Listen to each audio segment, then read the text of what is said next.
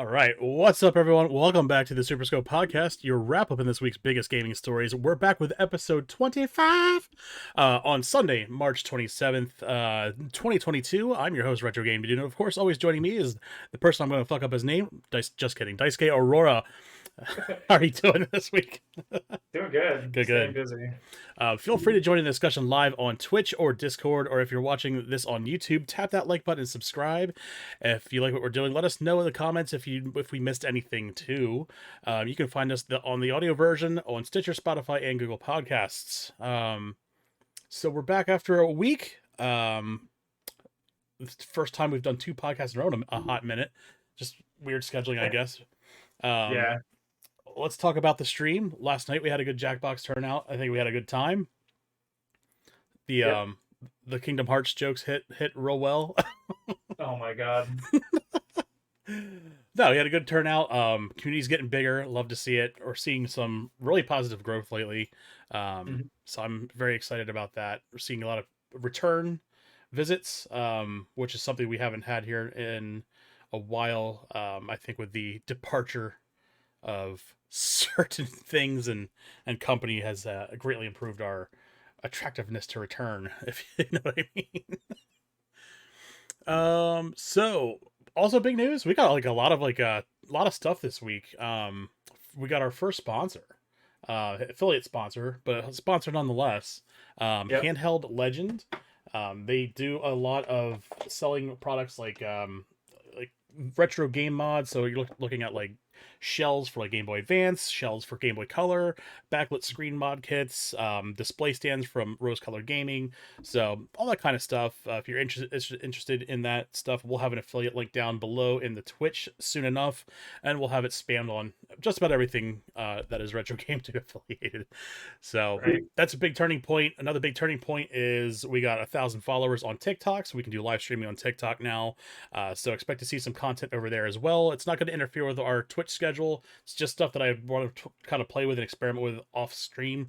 And I might do like a hybrid stream where we do like a Jackbox night and I just film it on the side with a camera to just get people on TikTok interested in joining too. So good crossover stuff, good cross promotional tool. I'm pretty excited about that. And another big turning point. This is our 25th episode. Can you believe it? What's the what do we do for 25th anniversary? It's like we have to give each other sandalwood or something. I don't Sure. know. Maybe. I have no Um, idea. so also I've been scouring eBay a lot and show and tell time. So we got I've been picking up some new Game Boy Advances, stuff that basically look they're in rough condition and can use some restoring. I did pick up and just got this guy. This is a Toys R Us Game Boy Advance. We're going to be putting a backlight in this. We're going to use the no solder kit for that one, so this can be restored because the Toys R Us Game Boy Advance is a little bit more highly coveted than most Game Boy Advances. So we're going to make this into a kit where they can be reversed easily if we want to restore it back to its original parts. So Right. keep an eye out for that. I have another Game Boy Advance on the way. That's going to be a full reshell, full solder LCD kit, and we're going to do that live on stream too. So look forward to that, and we'll be dumping those how-tos on YouTube as well. So what do we have on the schedule? Of course, Destiny Tuesdays. With Destiny probably going to be slowing down in the next couple weeks, we're going to probably flip Wednesdays back to whatever stream. So we'll probably just do some more gaming with mods, especially with the Turtles the Turtles collection around the corner. Oh, yeah. Expect to see some gaming with mods there. And some other activity stuff. Maybe we'll do like a Gartic Phone night or something on Wednesday. We also have, of course, Jackbox on Saturdays and this podcast every Sunday, live at 9 o'clock or a little bit after 9, whenever we get to it. So, Right. games we're playing. Are you playing anything new this week? Anything notable? Oh boy, it's actually been a weird week. So I've been playing Destiny 2. I did Pit of Heresy. I did Prophecy, some Strikes, Nightfalls, Oh yeah, we a went bunch of through random stuff. Prophecy last week. Yep, I did. Oh, well, me and Daimyo just did Pit and Prophecy back to back last night. Nice. It was not a good idea on time because I stayed up very late to do it, but Yeah, it I was was gonna say fun. we parted ways. What, so 1:30, 2 o'clock? Yeah, and then Daimyo was like, "Hey, you want to play Destiny?" And I'm like, "I could probably do a little bit." And he was like, "Quick in and out, 4 hour adventure." And I was like, "Okay." Yeah, that sounds about right. So that was a fun thing Oh waking up no. this morning. I woke up like 8:30, and I was like, "Yep, I'm gonna feel this all day, huh?" Oh man, But that's rough. yeah, it's I do it to myself, so I can't complain. Um, and then I did a little bit of Valheim the Hmm. last week. I did a little bit of I got in this weird Borderlands. thing where like I didn't know what I wanted to mess around with, so I downloaded a bunch of because I reinstalled stuff from Steam that I had uninstalled because when I did my reset. So like I reinstalled Mega Man 11 and played one stage, and I was like, all right, I suck at Mega Man, and then I like reinstalled like um what else? Outriders, and I actually been playing that because I never beat it. Remember? Oh yeah. I kind of fell off the game and never really beat it, and then they made the patch there where they improved a bunch of things, and my computer is now running it like butter, like it should have Like been it should have been, originally. right? Yeah, so now I can actually play the game, and I've been enjoying playing it. I'm in like the mid 30s. I don't know where I am in the story in terms of how close I am to being done, but Hmm. somewhere around World Tier 9, maybe almost 10. Oh, nice. So Okay, making good you got progress. to be I'm close having to fun the with end it. then if that's where you're at. That's what I'm thinking. But I can certainly help you get through that if you want. It's not a game I've picked up Yeah. in quite a minute. It's just I was looking for something to fill the itch that wasn't just Destiny, and then I was like, oh yeah, Outriders was pretty good. It had like the Destiny style or the Division style cover system and everything. Hmm. I was like, that's fine. So I've been messing around with that, mostly having fun with it. It's the world tiers can get tough. Like when I'm at World Tier 9 and everything's like 6 levels stronger than me, it can be pretty You rough feel it. sometimes. You do feel it. Yeah, well, especially because like there's times where like there will be shielded enemies now. I'm at the part in the game where like enemies will have blue shields that you Hmm. can't. You just have to break them by hitting them a lot. So like they're already tough enemies to kill, and they can kill me quickly. And now I have to like dance around them and hit them enough times to break their stupid shield too. So it's like, all right, What um, class art did you go in as? Technomancer. Okay, I went in And as I'm down the trickster. middle tree. The middle tree is all like freezing and getting buffs when they're frozen, hitting for more damage, Oh, nice. prolonging their frozenness. So like I'm turning dudes into sheets of ice and then laying into them with a sniper rifle at 5 feet away, so it works. But probably not as intended, but you know. Right, so say Yeah, works as intended. yeah, it's pretty good. I like zoom right in between their forehead and I'm like, wow, and then I wait for like the recoil to stop and I'm like, blah. It's pretty good though. It's That's fun. cool. Oh yeah, Um, no doubt. It's one of those games where it's like I don't pick it up, and then when I do pick it up, I'm like, oh, I forgot how much I actually like enjoy this game, and I think yeah. that game suffers from that largely. Oh yeah. Well, there's still like I can tell you having going through the story now, there is still some really weird story pacing and Definitely. like the way they did the dialogue and stuff. Like there's one part where like I mean spoilers for like what, a year old game, Yeah, we're but past like spoilers. there's like parts where like someone's like you're having your character's having a discussion with another character and it's supposed to be like a tense moment where things are dramatic happening Hmm. and you can't take them seriously because the way they deliver the lines is like your character will be like, and your character always has that demure badass kind of voice, and he's like, Right. "You want me to go over there and shoot this guy?" Like, and then like He's like a the lady grizzled will, Jeff Bridges. yeah, and then the lady will look at you and she'll be like, "I just lost my fucking kid, okay?" But like, you're like, okay, one, what the fuck? Two, the delivery was weird. Three, the animation, the lady was just kind of like roboting you, like while she said it, and you're like, Hmm. okay. And then it'll just come up on the bottom and be like, accept mission or not. And I'm like, accept what? She didn't even ask me to do anything. And then I'll hit accept, and he'll be like, I guess I'll go take care of that monster. And she's like, whatever. And I'm Yeah. like, We so already were bizarre. talking about a But monster. okay, What like, happened? yeah. But there are some things about the system of that game that I absolutely love. Yeah. The fact that all your transmogs, like your appearance changing stuff, is literally just if you have it, you can make any other gun look like a gun you've already gotten. Yeah, that's bizarre, Um, but I definitely Great like it. system. There's I like that, and your armor as well. I like that the system where like when you complete missions, they give you the option of one of three choices instead of just dumping like when you complete a mission and say Destiny, you open the chest and it's like here's your purple. What did you get? Whereas in like this, when you complete your mission, they'll give you three options and be like take one. You know what I Yeah, mean? yeah, definitely like And I that. miss that because Destiny sort of had that in the very They beginning in D2 did when they did in with the year exotic one. choices and stuff. They would Yep. be like take your pick, and then they just never did it again. They did it in It in was this. They did it in this campaign again too, but it was a choice between two of the new exotics. yeah, And then like if whatever I think it was glitched, like whatever you picked, then the other thing wouldn't show up. It was like a humongously low drop rate, Oh, and then the yeah. stats were fucked on them too. So I think they Huh. fixed that, but not before I already picked whatever exotic I picked, Yeah. and I never even touched it because it wasn't good. Right. I do like that the fact that like it'd be cool if every time I ran a strike or a nightfall, the chest at the end popped and it was like I had three choices and I could pick one. Especially in a game like Destiny where the only way to make progress at like say for example my point, I'm at like 15-15. The only way for me to get progress now is to get drops in slots that are That like need it really sucks when I get three pinnacles and it's like helmet, legs, helmet, and I'm like, fuck, that second helmet drop was nothing to me then. Like it Yep. was literally I'm deleting it right And now. that's a Like huge balancing issue that they really need to address because like, even like stuff like Final Fantasy 14, they address yeah, that by you get you have items, your you trade those tones. items in, you Yeah. handpick what slot you want them in. Yep, yeah. When you roll on the thing in the first place, you know what slot you're getting because Right. you rolled on that slot. Yeah, I mean, you may not get it every time, but you're always Correct. going for what you're trying to get. You're never getting like wasted drops or whatever. Right. Yeah, I like that system better, and I was glad to see in the Destiny raids they did that system with like the spoils where you Hmm. can pick your stuff from the thing. But then when they did that, they were like, "Oh yeah, the spoils you get to pick what you want, but you can't pick certain things like the exotics." And it was like, "Well, oh Right. okay, like all right, well I guess like Other than myself, I it's got a half a dozen rocket launchers. Yeah, it is Rocket yeah." Launcher City. It reminds me of what was it in Forsaken that kept dropping that fucking grenade launcher that would drop every. Oh, the grenade launcher. Yeah, yeah, yeah. Oh man, Everybody had it. A million of them. Yeah. that was amazing. And the memes But of how many like times? the Guardians being built and specced out by just nothing but that grenade Yep. launcher.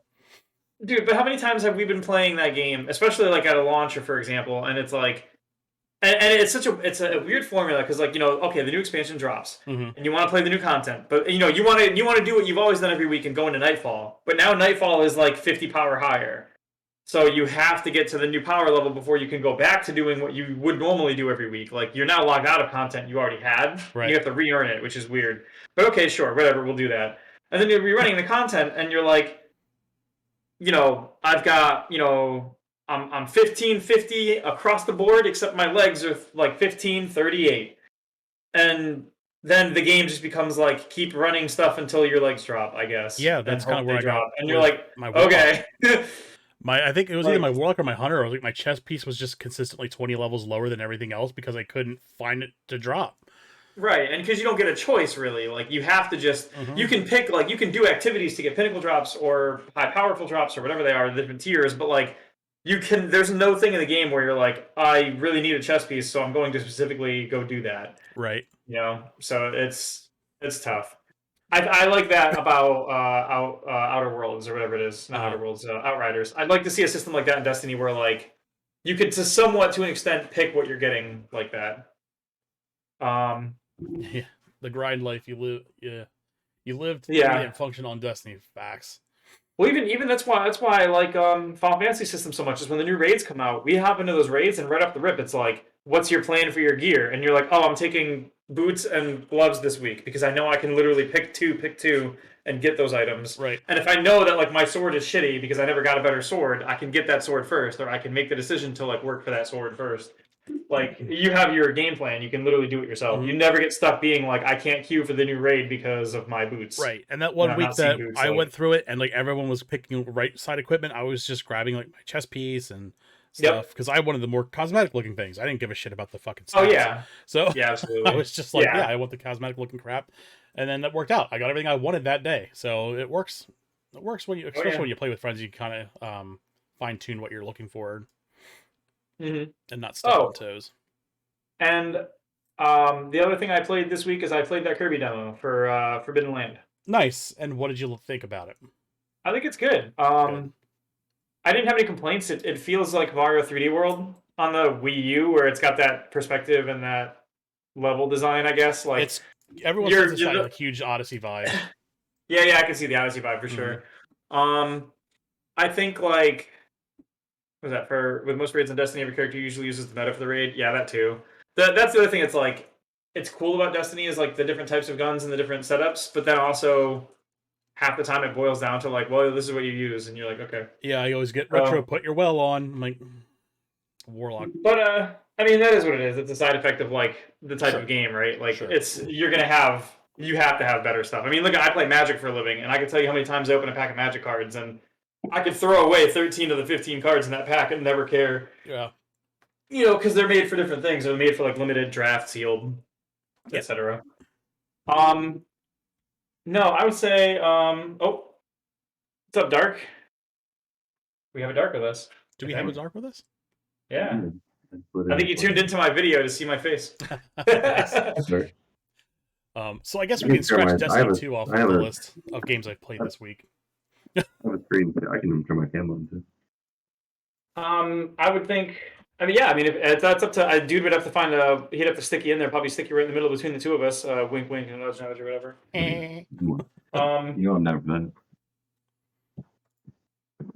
no, what was I gonna say? Yeah, I know you mentioned playing the Kirby demo that I should do it, so I played it this past week. And you know what's funny? The main reason I ended up remembering to play it was, um, a developer from GDC was talking about the way the game's developed. Mhm. Or no, a developer from Japan who worked on the game at Sora Studios was talking about the way they developed the game, and they were showing some cool tricks about the game. So like in the Kirby game, if you jump too early, like if you're not quite back on the ground yet and you jump, it'll like what's the word for that? It'll store the input so that you would just jump anyway. Hmm. It's kind of like reverse coyote time, where like you'll be like, I pushed it too early, but they don't want to punish me for pushing too early, so they just let me have the jump anyway. And then what was the other one? Oh, the collision. The So hitbox if you, detection, right? It was like they fixed that. yeah. Mm-hmm. Well, so like if I throw the boomerang and like from my perspective, the boomerang hits an enemy, even if you like pause the game right there and you rotate the camera to see that I didn't actually hit the enemy, but visually from my perspective, it looks like I should have hit. They'll give you that hit. They'll actually track from the camera to the projectile to the enemy, and if it's a straight line shot and you're close, they'll give you the hit anyway. I'm hella okay And with that. well, because it creates Like a the old situation Crash where like Bandicoot games where you can kind of sort of not be standing on a platform. You sort of floating off right, the edge. You're able to look. Your hitbox extends just a little bit outside of your character, even if it doesn't look. Even if it doesn't visually line up, it's like they did the new games were way harder because they took that away. They right. took that little like extra extended hitbox, so you miss so many jumps because you require so much more precision. Right. Yeah, it's well because a game like Kirby is mostly about like its accessibility. Little kids are gonna play it and stuff. So like they're not really harming anyone's experience by making it easier to hit dudes, but they're making it a lot easier for a lot of kids out there who would like botch the aiming or whatever. So it's pretty cool to see that, and I thought that was a really cool way to handle that because most games would have done like a lock on, or they would have made the projectiles curve towards their targets or something. And friggin' Sakurai over here from Smash on Team Sora was just like, why don't we just make them hit anyway? Who cares if they hit or not? And it was like, wait, what do you mean? Like, really, really cool, really inventive to see that kind of tech. Yeah. I don't know how many times I've So seen. hitbox. What's that? Especially because Smash Bros is so tries to be pretty precise with the hitboxes. Yeah. Yeah. Maybe being not so great, but You think maybe that's what it was? He was like so used to like Smash's like design that he was like, no, forget it. I'm not doing that again. If it looks like it hit, then it hit. Forget it. Like let him have it. He doesn't need that. That's funny. But yeah, so that's me. What have you been playing this week, dude? I know you did Jackbox, and you said you did Destiny. Of course. Yeah, we can scratch that off the list. Luminous Arc still. I've been playing that at night before I go to bed. Great turn-based tactical RPG. If you have not played it, go play it. It's not hard. It's not like like one of the harder ones. You can kind of breeze through it. It's got a good storyline too, so I definitely recommend that. But I'm probably about halfway through it, and then I have part 2 and 3 to get through as well. So Nice. it's good stuff. I enjoy it. Oh, you got to tell him about Tunic because you played that this week. I did. Didn't we talk about it last week? We did. But it's We can still talk good. about it again. The explanation it sounds like all the things that I would enjoy in a game. I think Yeah. I'm adding to my list on Steam. Yeah, it's got Dark Souls elements in a Zelda game. It's a little bit harder than a Zelda, I would say. Yeah, A lot of fun. like Nothing about that game feels bad. A lot of like rewarding puzzle solving mechanics, I would say, is pretty cool. 'Cause you basically just keep like looping back and like, oh, I remember that part. Oh, this key's for that, and then you go back and open up a key, and it's like something cool or like a cutscene. Or like a giant skeleton that wants to sell you bombs. It's, but yeah, we had a blast. I think I showed it to you after the podcast last week. So yeah. the art style's phenomenal. The music's phenomenal. I think the actual just the theme of it, everything. They just hit it out of the park. When I say they, it's like one person and a guy whoever he paid to compose the music. So Yeah. Yeah. If you have the opportunity to play it, please play it. It's I amazing. need to get around to it. Also, I should have fixed my mic there if it doesn't sound better. That sounds perfect Yeah, now. It sounds. better. I was using my phenomenal. terrible Nexigo webcam I use for class. I had a feeling. Yeah. No, this is way better. No, I need to Nice. check it out. I mean, it's hits. If I had a checkbox of things that would make me play a game, you basically just checked about 90% of them off. So Yeah. Yeah, it's really cool. I've just been doing Borderlands all week. How's that? My expectations were average, slightly above average, because I love Borderlands. Mhm. I think they really nailed it with this one. Interesting. I did. Some server issues this weekend, like some of the Mm. some server instability with the launch. I'm assuming because it's very popular. Like you do. Right. But performance, I mean, if anyone played 3, it ran terribly. And like it's this one's like it runs really well. I've had like maybe a couple stutters over the course of we're like 15 hours of playing it, on 20 almost like at the end. Nice. It's more like Borderlands 2, a nonsensical Ooh. humor, and you don't have grenades, you got spells now, and like it just I don't know. The combat feels really good. It feels like they took everything that worked with 3 and kind of slapped it onto the Borderlands 2 kind of shell. Where like the zones are a little more unique, sort of like self-contained stories, and the side quests are just a little more ridiculous. They don't have to make sense. They don't have to matter, Perfect. which is sort of like the whole point, right? Yeah. Borderlands 3 was trying to be kind of serious, and it sort of made it harder to balance with the humor. Mm-hmm. Where it did, the humor still hit really well. It still is Borderlands, and its writers are fantastic, but this one's just like kind of like all humor. Like, oh, need to get a boat across the ocean? No, Torque just blows it up with a nuke. So you go like to where the remains of the ocean because he blew it up. Nice. So this is a complete and total utter nonsense. So it ends up working out really well. I did get a chance to see someone on Reddit showcase. I guess he picked the Village Idiot as a character build, and Oh, yeah. he was just kind of like giving a breakdown of like the description. Everything about it was hilarious. So, I wasn't expecting much out of that game, to be honest, because it was like a spin-off, and I was not thrilled with Borderlands 3 as much. But yeah, No, maybe it I'll go definitely check this out. was weak. It's like only thing weaker than 3 was probably the pre-sequel. I think That was terrible. one was fantastic, even though it has issues because it was kind of a pretty small game at the time. Kind of Mhm. came out of nowhere, like very unique. And 2, obviously, I mean, anyone who's in the vicinity of that genre of games, the loot shoot, like 2 is like the gold standard. Yeah. Like of like perfect blend of good writing and loot versus time. Like what you get in, what you get out of it. Just great writing. Like I mean, Handsome Jack's got to be one of the best written Oh, 100%. villains of all time. Like just even if it just wanted limited to just like comedy villains, still one of the best written video game characters ever. Like so Definitely. memorable. I can think of so many like Handsome Jack quotes just off the top of my head, and I haven't played that game in like 5 years.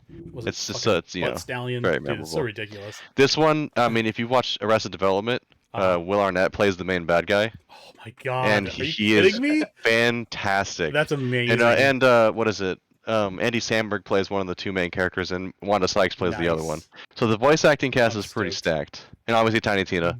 Yeah. Ashley Birch is phenomenal. The Mhm. director was quoted as saying that Tiny Tina is not a specific character; it's just Ashley Birch as a person. That's the character, Nice. and she's the brother of the Borderlands 2 like scriptwriter. Oh, really? Basically, like not really a super famous person before too. She When just nepotism works really out. stood out. Yeah, exactly. That's cool. Oh, before No, I I forget, recommend. I mean, yeah, you should play if you want. It's very good. Yeah, It's I'll way have better to- than 3. If you had a bad taste with 3, I did too, and I'm a huge fan of the series.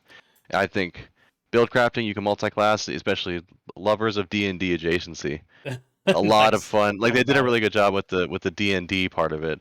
Like kind of making fun of it, but still sort of like making it make sense. It's really good. Nice. Yeah, I'll have to look into it. I did just drop a bag on a bunch of Game Boy Advances and parts, so I'm gonna redo them. So I'll have to check finances before that. But yeah, I'll definitely dig into it if I can. Are you Yeah, guys I'll on be there to help you. PlayStation? Yeah, we're all playing on play. It's crossplay though. So. Ooh. Um, Interesting. Full crossplay on launch. I've heard it works really well. You can add people via Shift. Not a huge fan of Shift Yeah. as a platform. It's a little bit outdated, Sure. but it works. That's like It's circa not Xbox complicated. It's 360. just like, for example, the other day they give you those free, skeleton keys, the codes Mhm. for like that chest in the The town or gold keys, whatever. yeah. Why are the codes 24 digits? I don't know, man. It's just really, Yeah. just really weird, outdated stuff. Like manually typing in like a 24-digit hash key, like If they were smart, they'd do QR codes and have like the app that they have and just pair it up with that and just like boop, it's right on your account. And Shift is like managed by Gearbox, but it's sort of like a third-party company. It's very weird. Mhm. So, the integration's not the best, but I mean, I've other than the server instability, dude, I'm like I said, I'm just gonna talk about popularity because Borderlands games tend to kind of move gangbusters when they come out, Sure. and this one's based on the expansion that basically every person who's ever played Borderlands is their favorite expansion. I've never met anyone who didn't think Dragon's Keep was like the best piece of Borderlands content ever. Yeah. So like, yeah, we had some problems. We were able to play just fine, just like kind of spotty here and there on on Saturday specifically. Mm-hmm. But That's yeah, cool. dude, it's full crossplay. My friends have been playing PC to PS4. They said they haven't had no issues when the servers aren't down for everyone, basically. Right. Well, before I forget, social media accounts, Game Dude Retro at Twitter and Instagram, and Retro Game Dude Twitch and TikTok.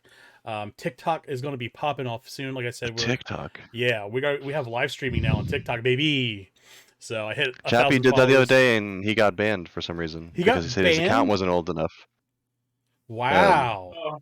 So just I guess read the TOS about the whatever requirements they have for streaming. Yeah. He doesn't really know why. I don't know much about TikTok. TikTok's You can kind of talk to him. messy. They Yeah. are very much like Facebook, where they just let like AI just do. And he didn't do anything calls. wrong. He literally I'm just sure got he auto didn't. banned. He was just playing Destiny for like 10 minutes, and he just got auto banned. So like it was very weird. But I figured, just Huh. look into it just before maybe just to Yeah. just How figure out old if there's anything is his specific. account? He's been posting videos for a while. He's got he got 350 viewers in his like 30 minutes he was live. He's doing pretty Wow. good. Like, and that was just a quick live. He gets like he does car stuff. So some of his like he bought a new car last year, Yeah. and he got like a couple 100K views on one of his. He's got a No pretty. shit. He's had it for at least half a year. Okay, so he's been around. So it was very. So It might have just been like no. It could have just been a clerical error, but most likely that seems like what a lot Did of he- TikTok is, and they don't. The problem is like they don't admit to mistakes, and they it don't. feels like Twitch. Yeah, it's doesn't it? very. Well, I Yeah. would say it's Yeah. very Facebooky. Wild West. Yeah, and they just it's all bad. Now, here's a question: Did Chappie do any TikTok like hashtag dances or anything? Because I'm pretty sure you have to have one of those uploaded before you can actually Yep. stream. That's No, what but I will pay happened. I will pay to see him do one of those. TikTok, like That man is sub not- stream. He probably He's- didn't do the funky chicken or anything, so they were like, "Well, He's as coordinated as like a 6'6" tall man is usually coordinated. So I would love to see him I do love some it. TikTok dances. I can he relate. didn't." You got to floss or it's rip in peace. I Oh guess. my god. Oh my Nice. god. All right, so let's get into some stories. Last week, of course, we talked about Microsoft and their inability to manage studios.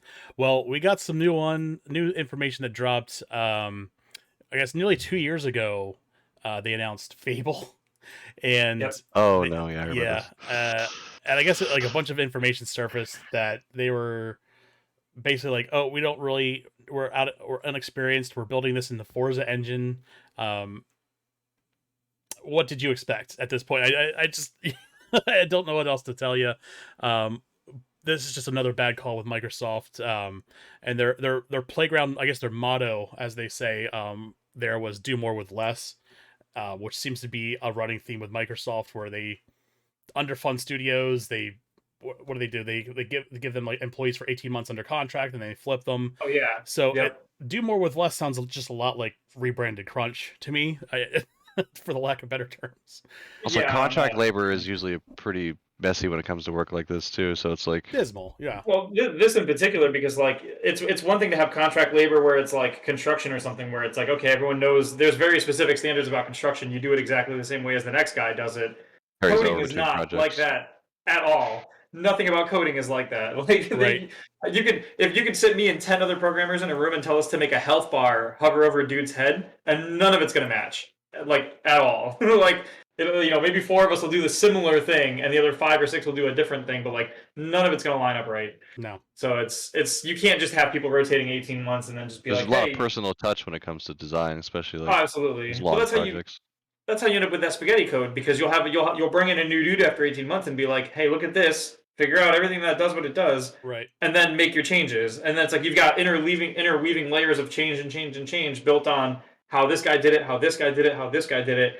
And you're trying to dig through, if you're the fourth, fifth Tunneling person through in code. line on that chain, you're like digging through it like, well, this guy doesn't do his things the same way. This guy's organization is different. This guy's tables are sorted alphabetically, but this guy's are chronologically as he made them. And so like, this was the most like, okay, I guess, and it's wild to like have to dig through. Like, It's like CD Projekt Red switching to Unreal because they experienced that whole problem basically to In-house destroy engines. Cyberpunk's launch. Yeah. Their Yeah. in-house engine, and like I remember reading they had been hiring a lot of people, So like they were like onboarding people while developing the game, Yeah. and then they were shifting people in and out, and like then they were also doing crunch, and like with Yeah. that in-house engine that basically no one who wasn't already working there had no experience with. You know, yeah, and they're coming in on people who'd worked on like previous Witcher games and have been using the engine for a long time, trying to figure out what to do, and like now you have things like, hey, I just loaded into an area and there's 37 copies of the same dude, and none of the cars work. Like, Yep. Well, that's like the same problem you'll see with like, and that's one reason why a lot of companies, if you notice, like Kingdom Hearts 3 and FF7 Remake, the Trials of Mana game, several games moved to like the Unreal Engine or like Unity, and it was because like you can onboard people very rapidly with those because they're universal. I mean, I got my degree in game programming and development, and half of my game development courses we worked in the Unreal Engine. Like I learned it inherently just by getting my degree. So if I walked into a company and they said I'm using Unreal, it would be the most comfortable in the world for me to sit down and be like, okay, I know what I'm doing. I can work with this. Sure. If you walked in and sat down at CD Projekt Red and they were like, yeah, here's our engine. We made it ourselves. And it's like, ugh. And you like poke it a little and you're like, does it work? And they're like, yeah, no, it works great. And you're like, okay, yeah, all right. Well, how do you do this? And they're like, it's over there. And you're like, it'd be like walking into a house where like all the furniture's in the wrong rooms, and you're like, well, okay, if this is how you do it, that's fine. But like, there's no reason to have a recliner in the kitchen. Or what do you call it? There's a name for that. Where I can like, think of a few reasons. like inheritance, right? Like if I hand you a controller like this, and I tell you we're going to use this to play my new shooting game, and you're like, all right, let's go, and then it's like this stick, like up, down, left, right is your like reload, change guns, jump, and melee, and then this D-pad, the D-pad is camera control. And then I feel physically ill even just. R2 is the power button. But you know what I'm saying? We have like standards that make it so easy to do things, and when you have to do it from scratch, there's inherent benefits to doing an engine from scratch. It's cheap. You did it in house, so it pretty much only costs the development cost instead of like licensing fees or anything like that. So you mean that when the team for Fable changes like full teams like 3 times during its development, sometimes it's not great. No, that's disgusting. Yeah, that is with Infinite, 20s. right? They had 2 full teams, didn't they? Like at the end? It's something like that. Well, you had like, what was it? Anthem was notable for having refused to switch. They were discussing switching to Unreal or Unity, and they stayed on the, I believe it was the Frostbite engine. You're on Frostbite, right? Because it's EA. Yeah. They would be on Frostbite 3. But they were on Frostbite, and Frostbite was only ever really used for Battlefield, and Battlefield does not have many or any of the RPG elements that they needed in Anthem. So like, you would take Battlefield, and then they go to Anthem, and they're like, all right, start working on Anthem, guys. And like the developers sit down, and they're like, 3D camera, like not first-person perspective, but like over the shoulder, and they're like, make it yourself, because we didn't need that in Battlefield. And you're like, okay. A system to like do elemental damage or track elements, and they're like, all got to be done from scratch, because Battlefield just has bullets. And Unreal has the core skeleton for all that stuff, which is why you could just throw it together, or at the very least, it would be easy to like streamline that process. Where like you know, drop and drag cameras is a thing, drop and drag variables, tables, anything like that is easy. And yeah, in Frostbite, it was like, is this even built for this? Can I even handle this? And they were like, how do I do character stuff? And they were like, we didn't even add half the character functionality for like displaying body correctly because certain things don't happen. Animations don't really happen. Your dudes have animations, but not locked ones like you get in Destiny with finishers. Those funny glitch like when you lift your arms up and there's no body attached to it when your gun's not supposed to be there, because you're not supposed to even be able to. You don't see that. It's not rendered from your perspective. It's only like, I know, for example, in Battlefield on the Frostbite, the characters that you see are not rendered the same as your own character model. Right. It's like when you're moving around, it's a character model regenerated by the server. But when your actual arms and gun function are like rendered individually, that's why you get like when your guns bug out in like, you know, Battlefield 3 or 4, you'd have like your arms floating up in the air. It's a classic shooter glitch. Your arms are floating up. There's no arm past your shoulder. You know, you don't see anything. It's all invisible because it's not even rendered. Like they don't like. Why would I render the body? Right. Absolutely. So but here we are with building basically an action RPG and a racing engine. And a racing engine with a racing development team. Yeah. Is the Forza? Who was it? Forza? Yes. It's the Forza team. Yeah. Oh god. And like, it's one of those like Forza's probably a great team, but like you know, I mean, the game is pretty well. It's like the benchmark for racing games. They know what they're doing with racing games, but racing games is a 180 turn to action RPGs, man. That's like, I couldn't feel more polar opposite. My wife over here is fantastic, as you can see behind me. Well, you can't. It's the Green Hill Zone behind me, so you can't see it. This is true. But it is your wife. Sonic is your wife. Yeah, she's a good artist, and she can do really good drawings and really good crafting stuff, and that's fantastic. But if I handed her like part of my business management homework and was like, here, do a double regression on this data to explain to me like the best way to manage. Like she'd be like, I don't even know what you're talking about. Like that's what you like. I don't know. I couldn't imagine sitting the Forza team down and being like, hey, you guys know how you do Forza? And they're like, yeah. And we're like, we're gonna make an RPG. And they're like, how do those work?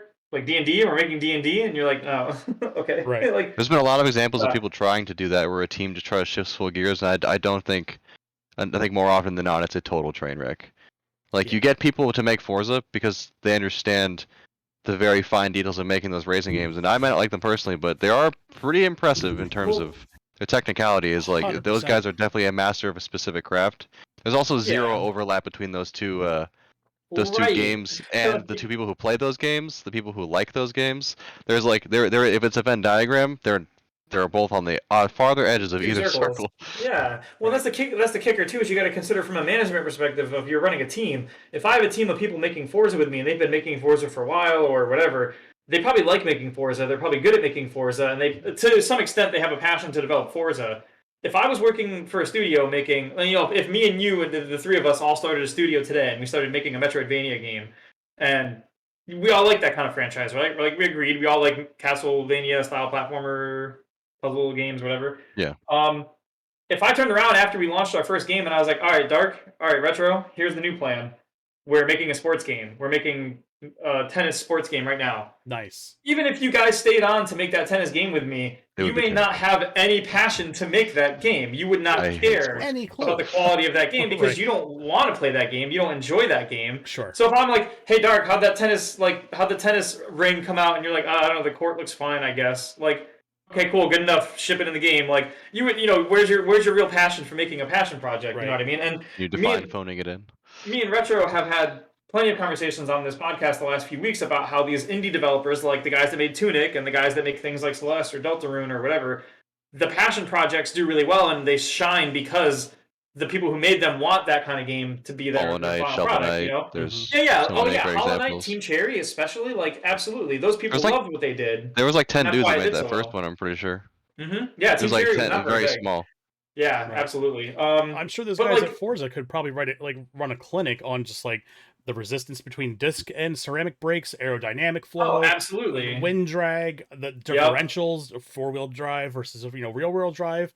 But when it comes to like fantasy story writing, The physics almost don't matter because you invent your own physics engine to do Right. the specs of like how your magic and your world works. Right. Well, Your now you physics pull the are- Forza. yeah. You pull the Forza team over, and you're like, "Hey guys, so start working on this Fable game. Like, come up with a bunch of abilities and skills that feel really fun to play with." And they're like, "I don't even know what that means." Like, right? shifting gears is fun for me. Like, drifting corners is fun for me. Like, okay, so do RPG players like blowing things up? Should I make an explosion ability? And like, oh, that sounds cool. It's like you're reinventing the wheel, right? Yeah. Like, you could find people who actually enjoy this stuff and an engine built for it. And that's the same thing. Like redesigning the wheel with like the engine is like. You could just download the Unreal Engine and use it. Like there's a Or reason just why it becomes they like derivative. use They go it. like, oh, let's just look at Skyrim and do a bunch of the way it worked in Skyrim. We're like, yeah, that's Right. probably works. You do that, but like, then you're not unique. You're just kind of another. You end up being another one of those like, oh, it's just another bland RPG that like plays it super safe. Because there's a good chance that a bunch of people who make Forza are gamers that play RPGs and they're just gonna, but they don't know Yeah. design. Like, okay, cool. Like, let's look at Skyrim. They got like a. They got a point system for your leveling up. Oh, stealth or not stealth, specking into trees. Okay, I'll just Yeah. copy what other games are doing, and like that's how you don't end up with RPGs that are unique. Because like you could call Destiny an RPG because there's a lot of RPG elements, and you could Sure. call Skyrim an RPG. They're in the same genre, but wildly different in almost Yeah. every aspect, despite technically operating in the same genre and attracting a lot of the same players. Yeah.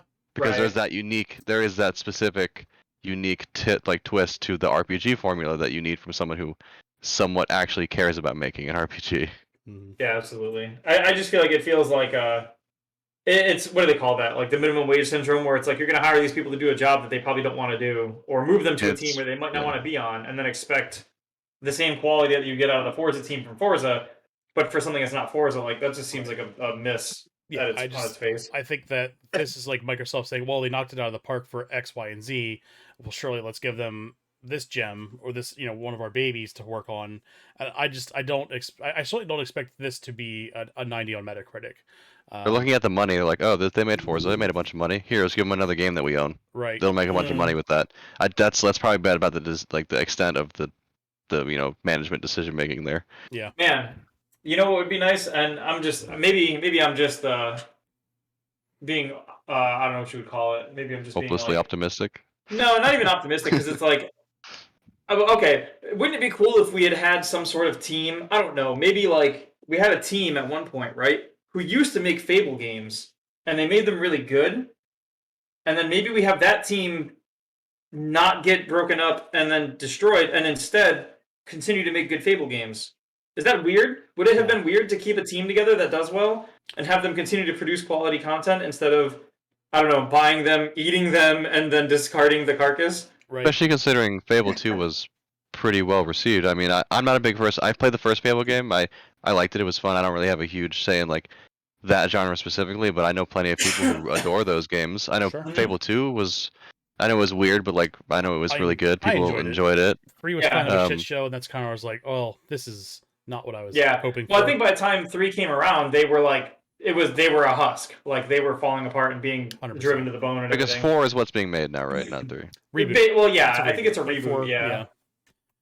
The 4 So- game, yeah. So like by the third one, that's when they had been bought out, right? Mhm. Well, they were even in the first Fable game. As they were finishing up the first Fable game, Microsoft had approached them and helped push it out the door, and that's why 2 was for some people was because they were fully under Microsoft the whole time. And then by the time 3 came around, they were like Microsoft had like their fingers very deep into that project, and they were like, "This is exactly what we do and how we do it. We've been So the installing best project managers was 1 and when they stuff." had most of it designed. Yeah, within well, their look at own- what happened with Halo. The original Halo again was also done mostly outside of Microsoft's jurisdiction and control, and then 100%. That was by the originally supposed to be a time- Microsoft or an Apple game. It's supposed to be yeah, an exclusive, a Macintosh exclusive. and then Halo- by the They time swept in at the Which 11th hour and snagged it. Oh, Fable, Yeah. you're talking about. the original Halo. Halo. Oh, hey, oh, that's a Um, wild. That's a wild world to think about. That's an alternate dimension chain of events right there. Mhm. Well, yeah, but like, so the original Halo also was one of those teams where like they were approached by Microsoft after the fact, and they managed to keep some control and some consistency all the way through, like I'd say Reach, and then but look what happened with them. Rather than They made be Destiny. dismantled, rather than be Right. dismantled, Yeah. they left. They were like, no, we're not going to let you destroy us and dismantle us. We're going to go do our own thing because we want to do other things that we think are better. And we Through saw their them ups do and that downs, they with managed to make another good game yeah. after some Imagine- years. We saw them do Imagine the if they same thing with weren't there Activision now. too. Like they just Oh yeah, they're a company that's very proud of their history and culture, and I don't think their individuality matters, and I think that that's kind of rung truth for them since day one. well, a big part of why Fable had their problems was the head of Lion's Head was Peter Molyneux, and Peter Molyneux was very renowned for like over promising and under delivering, even with the original Fable, which was Yeah. a great game, Notorious. and Fable 2, which was also a pretty good game by most standards. Like the original Fable, he was talking about like planting trees as a kid and watching them grow up over time, so that as an adult there were trees where you planted them, and it was Mhm. like, no, that's one that like why. 2, no, like You get that's bad not spin a on thing. Sakurai Zelda analogy. Right. I was Didn't we walking talk in the about forest him? as a kid, so I made a game. Yeah, so like he was very Molyneux was like at the time Molyneux was sort of similar to how like Sean Murray was in more recent times, where they were like, these are all the things we can promise. Here's all the features. Here's all the stuff we're going to put in the game. You can totally do whatever. You can totally change the very landscape of the entire game. And it was like, okay. And then when the game came out, it was like good or bad. You can be For good. No You Man's can be Sky, bad. that's There's Sean a Murray's good No Man's bad Sky, meter. right? Sean Murray was No Man's Sky, where I and I vendetta I feel- against him. I feel bad for him because he was pressured a lot by Sony to do what he did, but he also at no point did he stop and be like, this isn't how it's going to be. He was just like, okay, Sony bankrolled me, so I'll say whatever they say.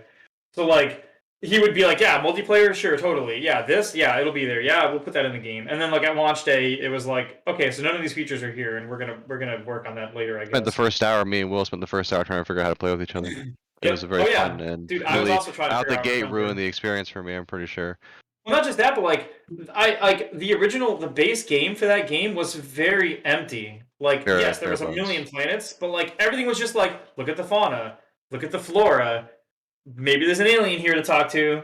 Okay, go on Check your some way. things, take a There picture, wasn't, grab like- some crafting materials, and Yeah, there wasn't chests, there wasn't exploration, there wasn't like even the ruins were just like a structure. There was no secret, there was no mystery, there was no story. It was just like you found some ruined buildings, and I'd be like, dude, this looks like a door, this looks like a portal. Like, does any of this do anything? And people are like, no, it doesn't do anything. It's just there. they took all the procedural generation aspects that made things like roguelikes like Isaac or like Deep Rock Galactic more recently. They made them good Mhm. because the procedural generation was there to fuel systems that you engage with, like combat Right. or picking up items or traversing rooms full of traps to like kill bosses and beat a game. There was a game in which Right. you're like, it's all random and I'm exploring, but there's a goal and I have like there's something to do. No Man's Yeah. Sky was like, it's all random and I'm exploring. Right. And what's my goal? To get to the center of the universe, but like I Yeah, don't just really because know they what's said there, so. and I'm just Yeah, like yeah. I'm just moving there and refueling, and like you can't really do that much. Yeah, it felt like there really wasn't like a big. It was like it felt amazing to play for the first like 5 hours because it is an impressive piece It's of. new. I mean, Yeah. like just from like design side, it is kind of impressive what they did, even despite Yeah. its failings. So you play it for like 5 hours or a day, and you're like, this is really cool. Look how crazy this is. All the different generation, it works out really well. And then you get to hour 6, and you're like, okay, what am I doing? I Like, get it. Yeah. it runs Yeah. out super fast because there's nothing to motivate you to keep pushing you to Yeah. I think like a game like that. I think No Man's Sky at launch for me is a great example of like a prototype of a game. That's what you would show an a Right. alpha. publisher.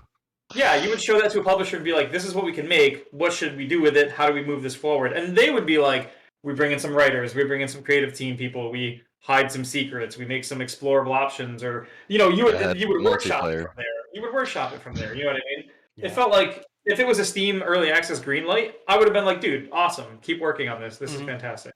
Yeah. It'd be like it's the equivalent of like Phasmophobia, where it's like there's a lot of good ideas going on in Phasmophobia, but if Phasmophobia came out for $60, the way that it was at launch, like you're fucking kidding me, right? Right. Like It's early. That's early like, access officially, right? Or, it is early access, and I think it's only like what $20 or $30. Not even. It might be. Yeah, 20. $20 sounds about right. But they've been making patches to it where like by the time that game actually comes out, it probably could drop for between 40 to 60 and reasonably be a good ask for that game with all the content when it's done. But the same thing with No Man's Sky at launch, you were not Phasmophobia was not a $60 game, and it was and not an experience. A year later, No Man's Sky Day. was pretty good. I'm sure I've heard Yeah, the updates really exactly. made the game great. I Oh yeah. almost on a moral ground I've refused to play it ever again. But I won't discredit them for apparently making it very good. I have friends who played it said that they've added a lot and it's really good. Yeah, So I Yeah. went back and played it after the big patch. Actually not ever playing it before that, but I enjoyed what I played. But it's one of those things where it's like I would really enjoy this game tenfold if I had friends to play with it. Because it's Oh just yeah, not one of those absolutely. games. But I'm always open to playing it. But it's just there's so much on my log right now. Mm-hmm. So, Oh yeah. but let's move on. We got more stories ahead of us here. I'm sure you guys have heard of Rockstar's shit show this week. So. This week, God. Rockstar announced that they were coming out with a $6 monthly subscription service for their 10-year-old Grand Theft Auto Online. The general response is exactly what you would expect on Twitter. So, a long sigh and a bunch of people kind being like, of. "Why?" Yeah, so Rockstar basically said, introducing GTA Plus for GTA Online, a new membership program exclusively on PS5 and Xbox Series X and S, so it's not on PC. I'm guessing to get around getting charged to they're like get Steam's 30% cut or whatever. Doesn't Red Dead Redemption have an online and came out recently? Yes, and it's Okay. being criticized for being largely ignored. Okay. Just remembering that for myself. Yeah. So they said they're providing an easy access to a range of valuable benefits for both new and long-standing players on the latest generation consoles, launching March 29th. And I found a screenshot. I don't have it ready. I don't have it up for the stream. But a Redditor gave it like a nice breakdown. So as already pointed out, $500,000 is peanuts. I guess this is per month in GTA Online. Most cars they put on now are about 1.5 million, if not more. 500K might cover your customization costs after you buy the car. You get one free car. That's not bad because aforementioned costs, I guess. An auto shop which introduced the most horribly annoying NPCs in the game. It added some decent fun missions, but they have mediocre payouts. Waived a $50,000 fee, barely worth mentioning. Yacht owners can upgrade, so you need to already own an insanely expensive and almost useless yacht to get a different version. 2 pieces of clothing that I'm guessing is like 80% of GTA Online clothes will be gaudy as fuck. An exclusive livery of 3 whole vehicles in the game, which is hundreds of vehicles, and most is it liveries? I'm not sure. I've never. Breeze, yeah. Okay. The chat who plays Lice says the economy is basically ruined because of how expensive cars are. Like it's Yeah. kind of nuts. He basically said it's Hmm. basically nothing. Some money Yeah, and XP very bonuses expensive. are very specific race modes, pretty similar to what everyone gets every week. Why not 2x on like 2 times on money on given sets and heists? So yeah, it seems like for like $6, why? They're beta testing their at launch subscription service for when GTA 6 comes out, so they can milk the ever living Yeah. cash cow out of it. Yeah, so we've got some reactions here. The top rated one, Rockstar used to be one of the best developers in the world. In 2022, they barely cracked the top 50. Another good one was just the meme from Fallout. Everyone disliked that. And this one, I can barely read. This GTA update is so realistic. Now they steal from you in real life. And it's the meme of Dewey from Malcolm in the Middle saying, I expected nothing and I was still let down. And then, of course, this good old comic here. Don't you have PR teams at these companies to be like, hey, that's gonna look really, really, really bad? They probably do, but then Don't. you have the financial department at Take Two Interactive that just doesn't give a shit. I mean, they've gotten a world record holding still astronomical amount of money, and I think for the first couple years of GTA 5, it was well regarded as a fantastic game. The Mhm. game itself is not bad. I think that GTA 5 is still a very, very good game with an amazing story mode, very good multiplayer.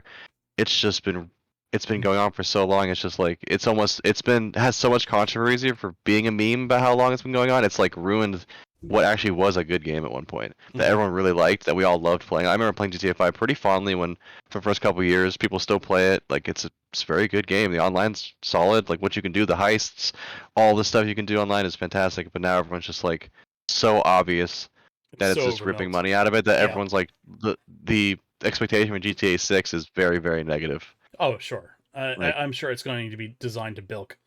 I wouldn't be surprised if it's beyond what not Grand Theft Auto, what Halo Infinite did with charging like $5 for shaders, $15 for belts, just dumb shit like that. We've gotten to the point where we're paying just as much for digital product that we would for like live for live objects at this point.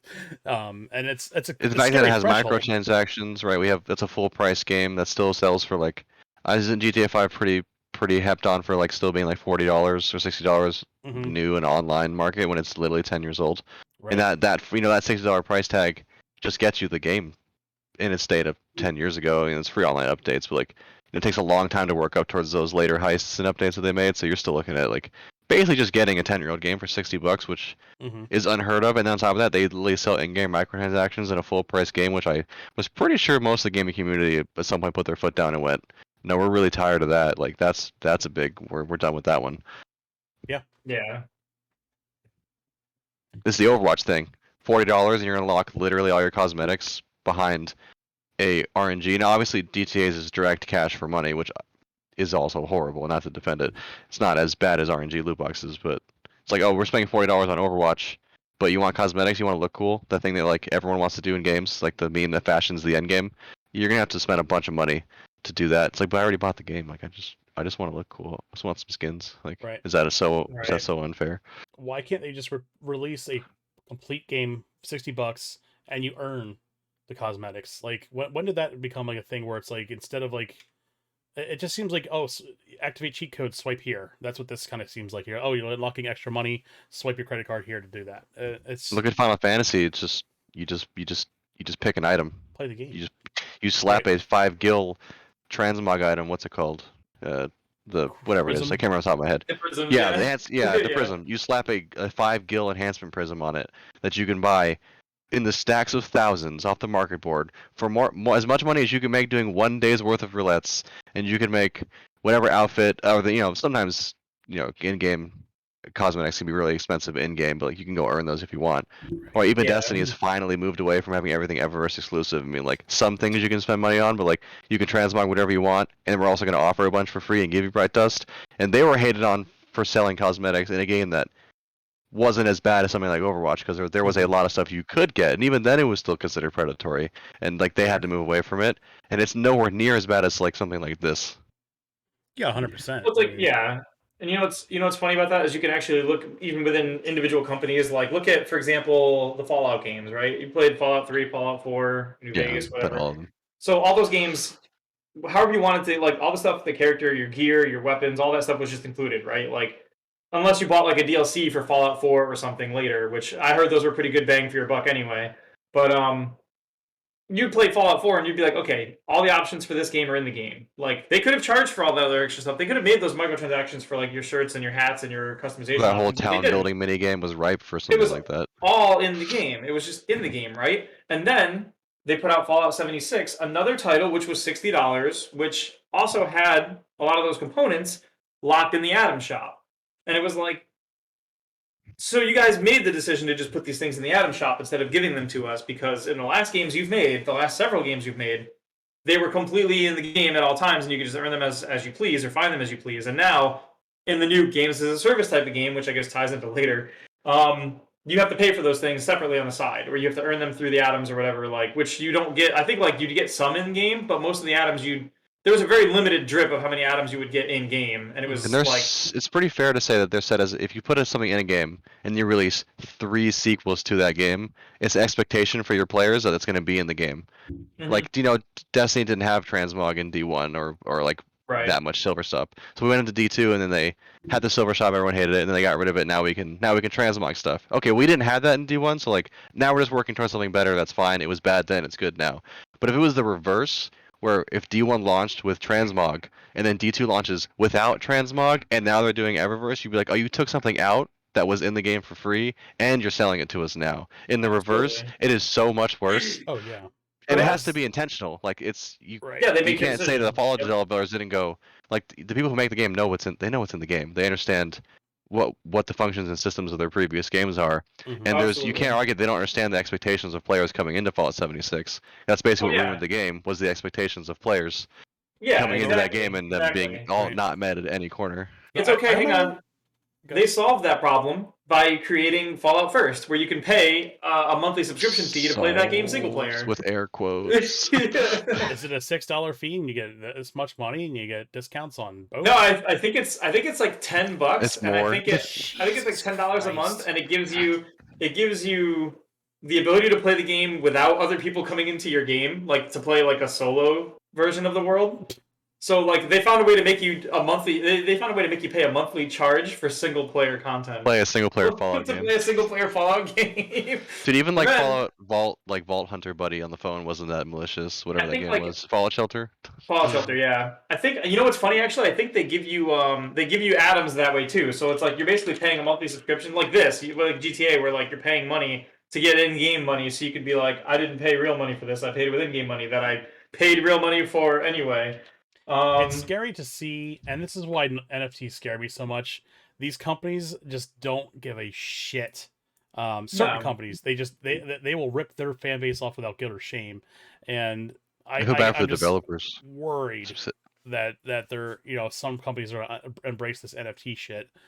But there was a Yeah. huge NFT scam this week, and people got ripped out of millions of dollars, What a and another fucking massive shock. lawsuit started. So I feel bad for the developers in the situation because I like to believe optimistically that 9 out of 10 of the devs don't want these games to be like this, and it's just the monetization aspect of the like. It's they want the game to be good. I mean, there's no dev wants to make a game that feels predatory. I would say outside of like right. kind of like scammy mobile game like developers, like any game that like something like Fallout 76, which still has a huge development time and people who are making it. It sucks to see like something that they cared about because a lot of what's in that game was cool. Like Mm-hmm. it was just rushed, obviously, Mhm. and on an engine that needs to be thrown into the trash and changed out to something else. Yep.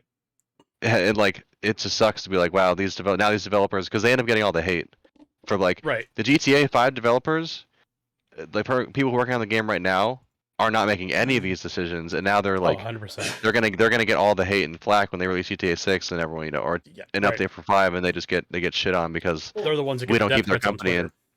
Dude, Yeah, look at what that's happened. Do horrible. you guys do you guys remember what happened with Anthem?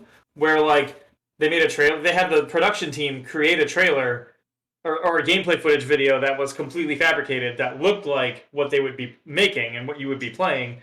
And they played it at E3, and a lot of developers saw their game for the first time at E3, looked at each other and said, "This is what we're supposed to be making," because none of it existed. None of it existed.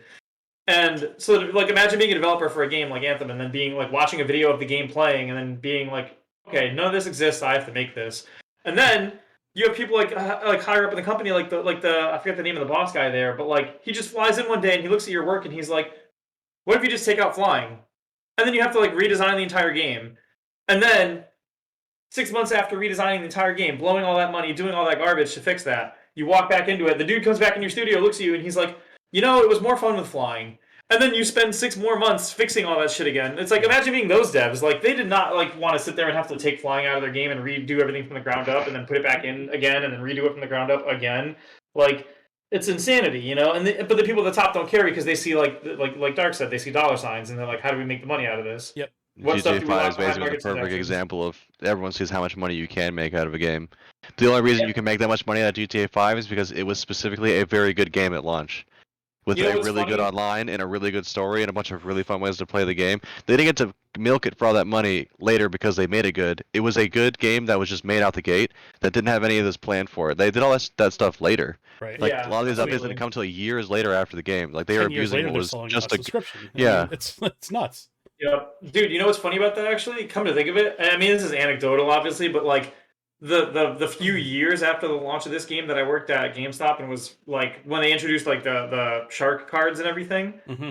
I would say at least 80% of shark cards that I sold were like 9-year-olds. Like little kids that were buying shark cards for their Grand Theft Auto or whatever. It's I still pretty almost much the same never from people I've Depressing. understand. I almost Young never people sold a spend all shark that. card to like an adult. Like no one my age or in their 20s came into GameStop and like bought a shark card for like I mean maybe they were buying it online directly because they had cards and that's why the kids, it's a sort of like selecting for kids because they could only get it in the stores. They couldn't use like their credit cards or whatever. Right. So maybe it was like a lot of adults also doing it, but I know like at a retail point of sale situation, like tons of kids would come in and be like, "Yeah, I need a shark card, mom," and they'd be like, "Okay, fine." And she's like on her phone and she's like, "Okay, yeah, he wants the shark card." And I'm like, "Your kid plays GTA?" And she's like, "Yeah, he loves it." And I'm like, "Okay, cool.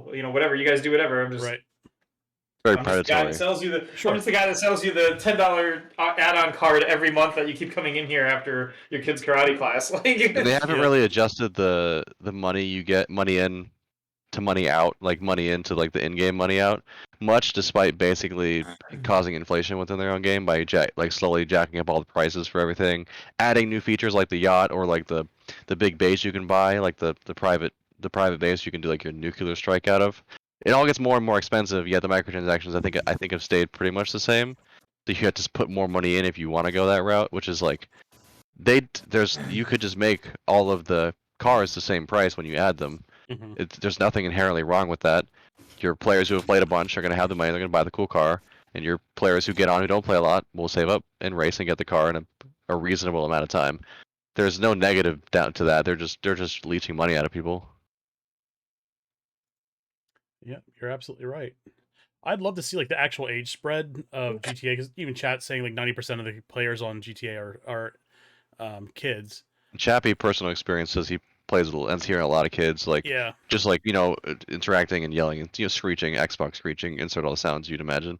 yeah, But it's yeah. a lot of kids. Like every once in a while, you come across like someone our age playing and just like messing around. But yeah, it's a lot of. I mean, it's fine. Your kids can play GTA if they want. Their parents let them. I don't really think GTA is that.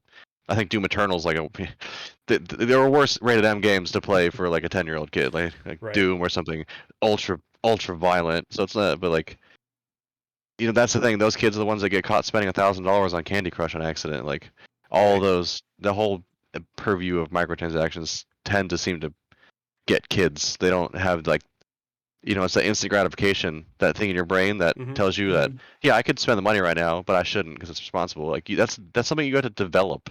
You don't even get that like function in your brain until you're almost in your 20s. Oh yeah. Like, So kids risk literally assessment don't is, have like, kids literally don't have that part of their brain to stop them from making those kind of decisions. So they're going Right. to like fall victim to these kind of things. Well, insurance companies know that too. That's why they won't give you like good rates until you're 25 because that's when your brain's done developing risk assessment. Yeah, They know that. it's just science. It's smart. It's smart, scientific based, like logic and reasoning that we It's understand how the brain works very pretty well. predatory. Dude, there was a talk at GDC a few years ago. Another thing we're talking about later, I guess. There was a talk at GDC about a game developer was talking about hot think and cold think, and I think I've had a discussion with you guys about this before. But basically, like hot think is like you surprise the player with a decision that needs to be made quickly, like a snap decision, Sure. And cold think is when you give a player the ability to like take the time to consider a puzzle and solve it. So like chess would be like cold think because you examine the board and you're allowed all the time that you need realistically, unless you're playing competitive chess. But at that point, you probably know more and can make the considerations a lot faster. But like you can look at a puzzle, you know, in a game like what is it, Captain Toad for like the Wii U or whatever. You can look at that board all day and sit there and be like, how do I do this puzzle and figure it out. But if you're playing a game like Candy Crush and you die, and then it pops up on the screen, oh, you know what? Arcades are a great example. An arcade, remember how many times you die in the arcade and you die, and it comes up with a big red countdown from 10, the music's blaring, and it's like 10, 9, 8, and like in the background, like Ninja Gaiden. And Ninja Gaiden has like the background where like your dude's getting like the saw blades coming down at his chest, like he's gonna die if you don't put a quarter in or whatever. Like all that stuff is hot think, right? It makes you like, dude, do it now, make your purchase. If you don't do it now, you lose it. And hot thinking is a great way to trick people into spending more than they want to spend. It makes people make bad decisions because they don't have time to consider, like, I've already put $3 in this machine. Do I really want to put the other quarter in? Like, should I do something else? And he was talking about in mobile games how you have like Candy Crush kind of games where like, or like a shooting game or something where like you die in the battlefield, then it pops up and says, if you want to keep your progress, you know, pay 99 cents. And if not, then you don't get it. A lot of people will just do it because they don't want to lose it and they don't think about it and they're just like, whatever, it's $1. I can eat $1 and not care.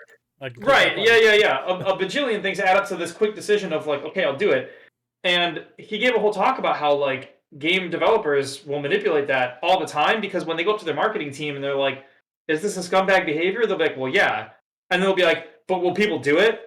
And they're like, yeah, they will. Like the blowback we receive from this won't be significant enough to like offset the people who will be forced into the hot thing.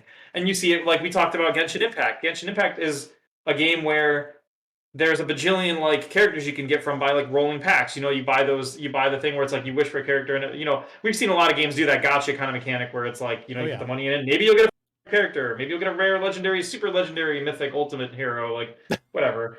And that goes off that same concept. Like, you know, they'll do like it's not quite hot thinking, but it's one of those like, come on, man, it's only a couple dollars and you won't really miss a couple dollars and maybe you'll get a really cool thing, you know? Peer pressure. And that's one thing I hated about, as much as I love Kingdom Hearts, that's one thing I hated about the mobile Kingdom Hearts game is they would, every month, they'd be like, we made 5 new medals for Aqua and Sora and Kairi and Riku, and all their stats are 1 tier above the new tier. So this is tier 9. And the new raid we just put in, like, you literally can't fight the boss unless you're tier 9. And you're like, okay, fine, well, what are my options? And they're like, well, you can spend 30,000 in-game currency that takes forever to get, or $14.99, and you're like, okay, great. So either I buy it for real money or I don't really get it, or I play the game for like a month without having fun to save up the money so that I can play for fun for like a week when you put out new content. You know, those games limit how much you can even get out of your active playtime with like timers and all sorts of stuff to like literally make that as hard as possible. Your energy, you know, the energy meters, all stamina the bars, normal, all the stuff we're used to seeing.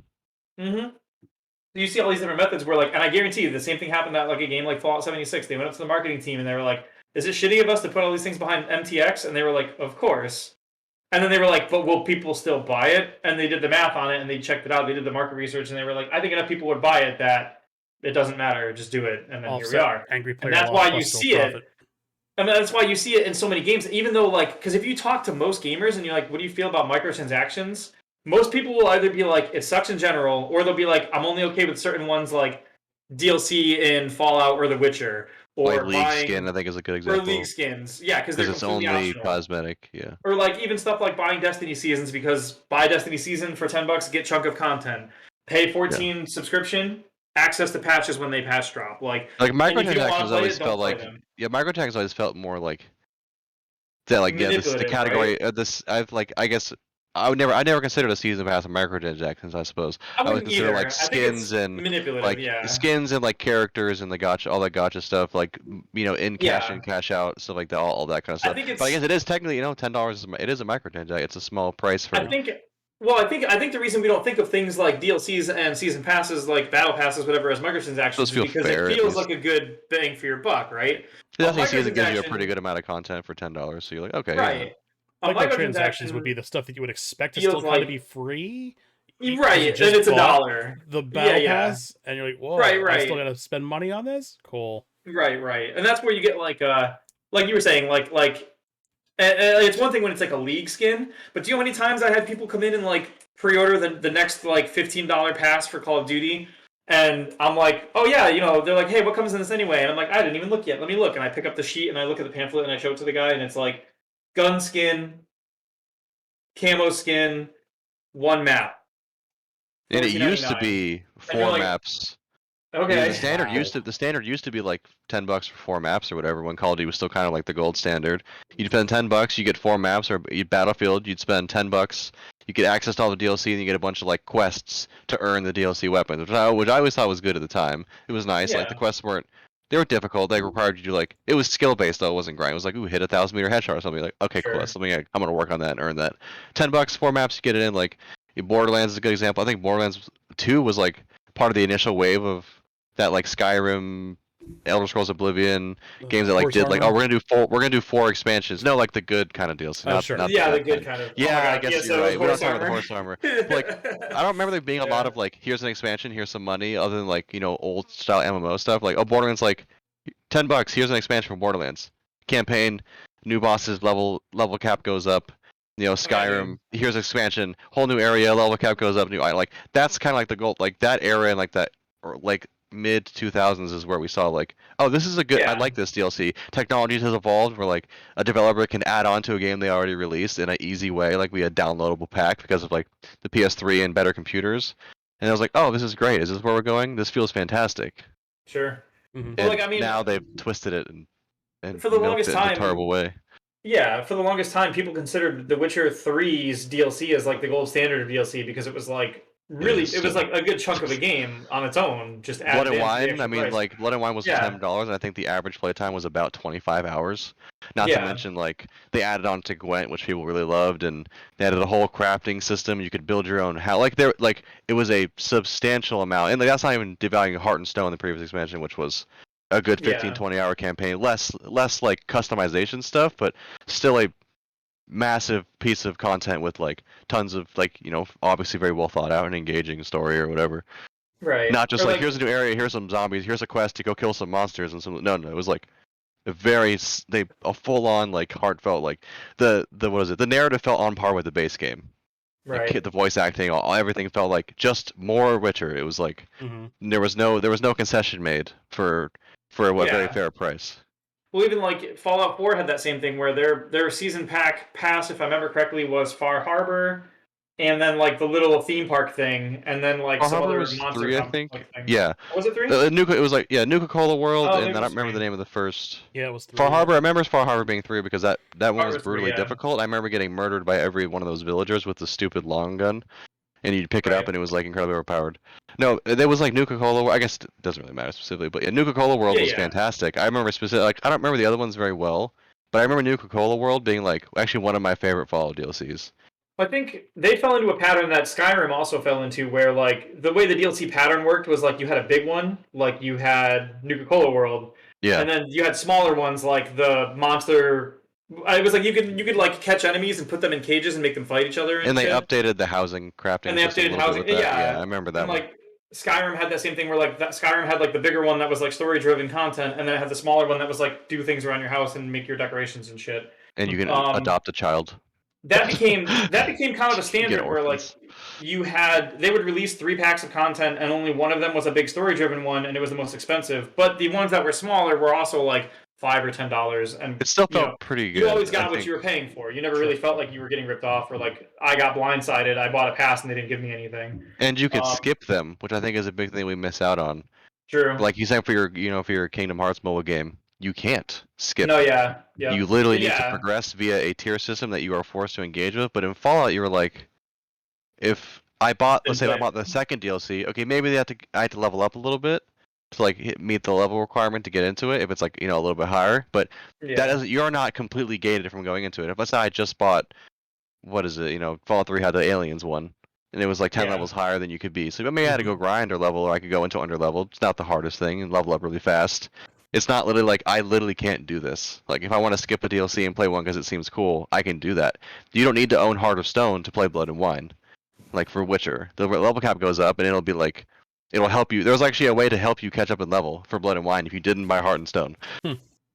that's cool. So like there's a They specific, thought of they that, made a yeah. specific workaround like, oh, we raised level cap twice. You know, Borderlands has always been pretty good about that.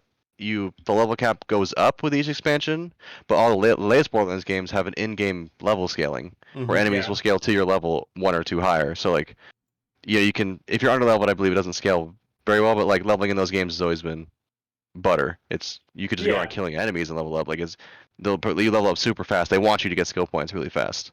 Like all those games that do that kind of thing, it's like, okay, well they're not gating you from content. Even if you wanted to skip one, if I thought this DLC doesn't seem interesting, I'm not going to be punished for not giving them the money. Sure. But I think what you're seeing nowadays is like even some of the most beloved companies are moving into that position where they'll start like making decisions about what will people pay for and then move those things into like an MTX kind of store or behind some kind of real money purchase. I mean, even for example, like, say for example, we'll take Destiny, right? This year's most recent, the Witch Queen, like big pack for Witch Queen was more expensive than the last one. And if you buy it piecemeal, you have to buy the 2 dungeons separate, which were included like the last time. So they've slowly moved things into, well, if we charge $10 more this time, will people pay for it? Well, yes, most people will. If we move these 2 things out of that content that's free and move it into the paid content, or you have to piecemeal it, will people do that? Yes, they will. And it's a slow, gradual thing that a lot of companies have been doing. Sure, it's boiled I mean, even frog. like you hear like Square Enix talking about doing NFTs, and you hear about We don't talk people about like people like Platinum Games saying they want to move to games as a service, and then all of a sudden their next game is games as a service. And I mean, fortunately for the people who don't like those kinds of things like us, that game earned, which is a good example of, hey, maybe you guys shouldn't do this.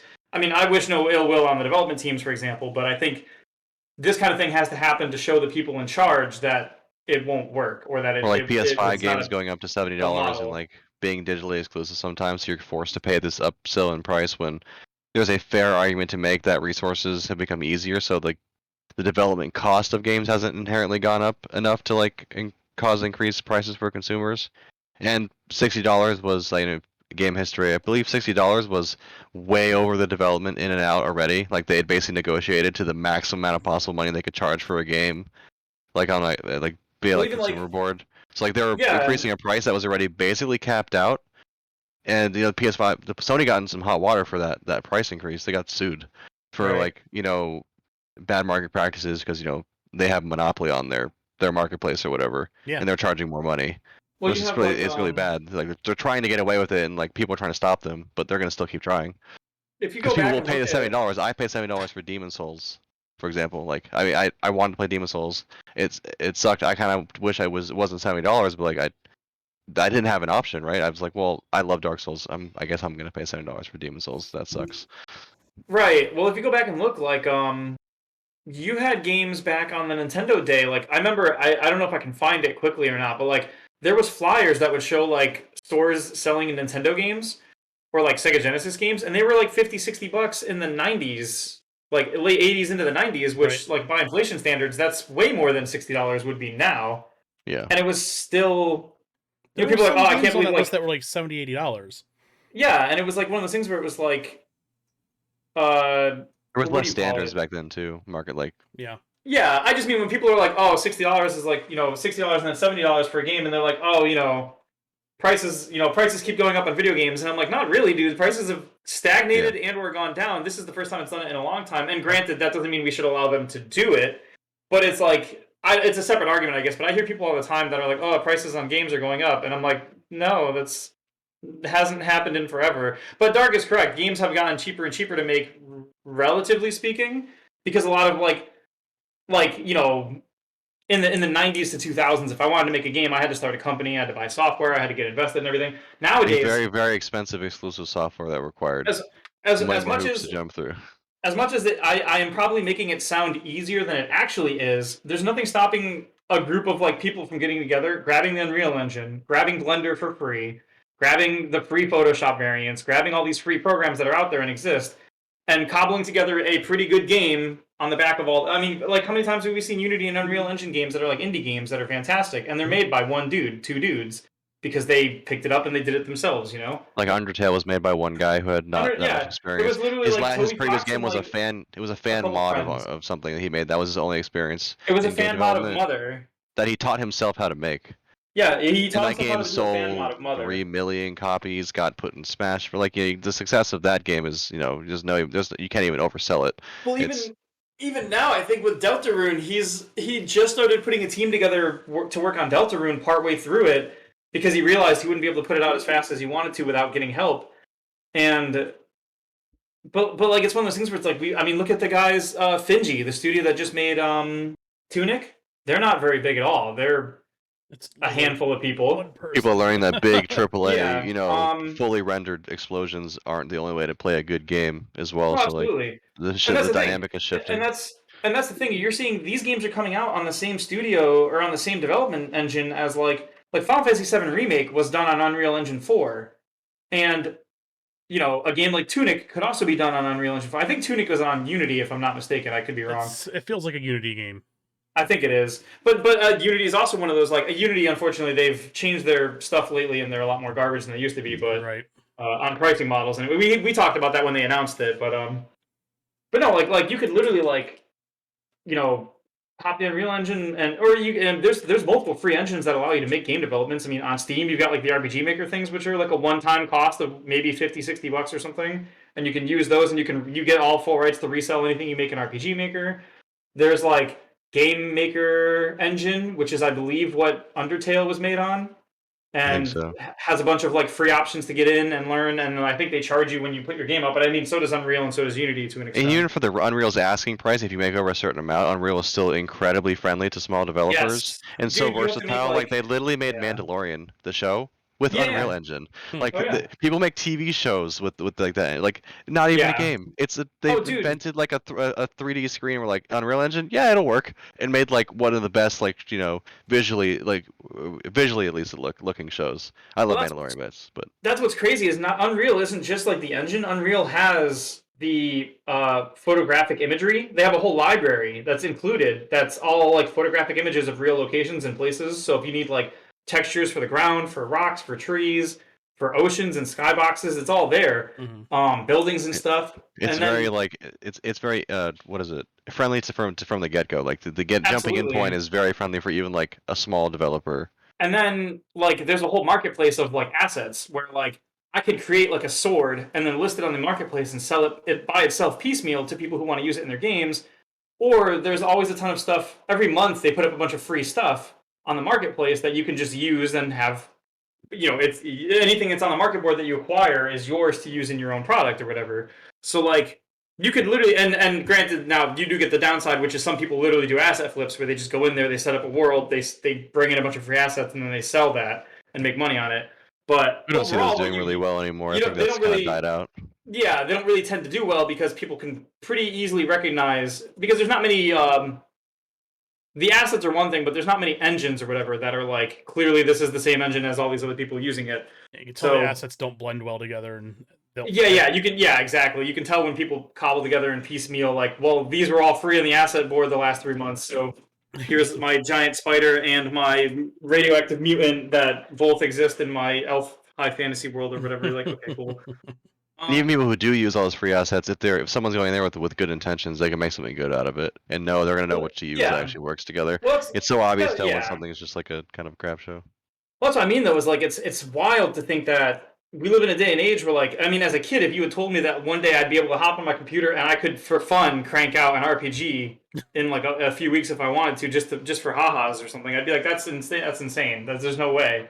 Like, the only people who can make RPGs are the Final Fantasy team, and they live in the faraway land of Japan. How could I ever do that? I mean, like, look, you Like, literally had to make at least like the shell of a game for school. Like, imagine, like, what are you gonna do in school? Are you literally gonna oh, make dude. like games? You're gonna make I small games. mean, Like, you're gonna program them at in your house on your home dude. computer with like pretty fairly priced market. Like, your computer's not crazy, but No, you're fully yeah. capable of like doing all of that stuff at a decent level with your computer system. That's not even like running a 3090 or something crazy. Nope, not even. And I mean, what's cool too is that it's as part of getting my degree, I put together, I think, like in my portfolio right now, I have like 4 games that nothing's fantastic. It's all like Unreal Engine, like dude running around doing different things, but they're all functional, and I can do whatever I wanted with them as part of my project course. So like, I mean, you voiced over one of my promotional videos, like to practice promoting a game or whatever. It's going on my resume. Yeah, Nice. exactly. Well, look at like you can rent server space for computing. Like that's even a thing you can do. Oh yeah, Render yeah. farms The and Like Azure, stuff. you look at like I looked at the funny Microsoft fact Azure that does that. ILM Industrial Light and Magic, the VFX company, Mhm. they said when they made Shang-Chi and some of the water renders would have taken your average computer 2 years to render. So they have Oh like a yeah. full server room. Yeah, But a they lot of call it places render like farms. that, yeah, they're render farms. You can Mhm. you can even like spend a little bit of money to like send some processes to a render farm online, and they'll render things for you and then send you back like completed files. And Oh like, yeah. although that gets into like a little more money, but it's definitely cheaper Sure. than trying to get a 3090 right now, which costs $2,000 or $3,000, or like you can Absolutely. spend $20 to like to a subscription to a server farm and spend get a month and send assets back and forth, have it rendered for you in a with your toaster like 1080i, and you'll be fine. You can make it work. Like Well, dude, not to mention time components, because like I remember there was a point where I want to say it was Destiny 2. They said that like they would do their build, and then at the end of the day they'd hit go, and they would have to let it run overnight, and then come in the morning and work on the project because it took that's why they cut so 12 much stuff out hours and remade the to engine because render or it to compile. was okay on the PS3 and older gen, where like the graphical fidelity was a little bit worse, and, like, or especially even with D1 specifically, because the engine from D1 to Sure. D2 is technically the same. Because Yeah. from D1 to Rise of Iron, they went PS4 exclusive, and like they had hit the wall. They were like, "Yeah, we're just gonna have to like get rid of a bunch of stuff and like remake our engine because Oh we're yeah. setting ourselves up for permanent failure if we don't do something now." It Sure, only dude. took them having Even to leave an entire multi-billion-dollar company and go solo to like make what is some would argue a very conscious decision to like for the quality and health of your game that's like your main livelihood. Because Activision was like, "Oh, you gotta redo your engine? That's like developer time, not making the next sequel in 2 years. So right. you can't do that." Well, even Final Fantasy 14 had to do that eventually. I forget when it was. I think it was Stormblood. They didn't do on PS3 is what it was. But I remember the same thing. It was like, they left the PS3 behind, and it was like they had to. And then It was limiting them. that game isn't crazy intensive. It's just like, well, yeah, it's limiting, like you said. There's only so much you It can do with can the be now. PS3. It's like with the later fights and trials, we're definitely starting to see like, what is it? What's her name? Little green, the final boss. It's Yeah, crashing yeah, planets into each other. It is pretty yeah. visually impressive. You can see like trying to run that on PS3 being like, I understand why they eventually had to move because they wouldn't be able to do these kind of visually astounding things that they do now. Well, on a side note too, I don't know if you saw with the live letter they were talking about making The adjustments. re-imaging of the characters. The memes have been They're great. Dude, like, well, it's really cool. They're not dumping all their time and resources into remaking the whole game from scratch, but they are doing a lot of lighting adjustments and a lot of retexturing, Which which can go a aren't long crazy way. big endeavors. Yeah, exactly. They're That not can big go a very endeavors, long way. but they go a Yeah. long way to making the game look better. Um, Like you've seen games that like just like having really good lighting and like just casting your shadows right can carry a game visually for like yeah. just like if your character models aren't stellar perfect like that. Yeah, that will. I mean, Realm Reborn has some other issues to clean up, but like it looks like they're doing quite a lot like with the way they're changing all the trials and all the old stuff, which is nice. Hmm. Well, Like and they're it's going back and spending developer time just in a couple of visuals because now they can because they're not limited by. Yeah, I mean they were They doing probably couldn't. things They probably couldn't slap a new lighting engine on it because lighting engines are somewhat graphic intense. intensive. Like Sure. they yeah. definitely do play a pretty good part in like what kind of system can run your game. Like the first thing you always turn off when you try to run a game is dynamic lighting and shadows, right? It's the first two Mhm. settings you go to trying to see if you can run a game on your computer if like you're Oh struggling. my god, dude! Don't even get me started on the developer side. Don't even get me started about opening the Unreal Engine and having it be like compiling shaders, and it's like compiling 30,000 shaders in a scene. And you're like, all Uh, right, I'm going to get lunch. I'll be back. Like, Nice. oh man, even on my school projects, there was ones like that where it was like you'd design an area, and then they'd be like, okay, and render, and then you'd like move like a thing, and it would be like all the lighting fucked because you moved the thing, so it would like have to redo all the, and you're like, okay, Nice. oh man, Well, good times. no doubt. Let's move on. We got more stories ahead here. Yep. So big story this week from Nintendo. Nintendo has always been famous for their retro offerings, and they're not stopping with 13-year-old user interface features, as you can now set up folders on your Switch from a 5-year-old. I was like, system. we started with an air quote there, right? I was like making sure that I was on the bit. Yeah, we're definitely starting with an air Jesus. quote here. God. Oh my God. So Where's my voice chat, Nintendo?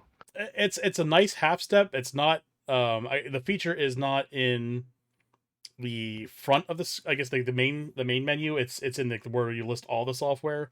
So it's still they don't want to add themes. They just want to keep the main menu as light resource as possible.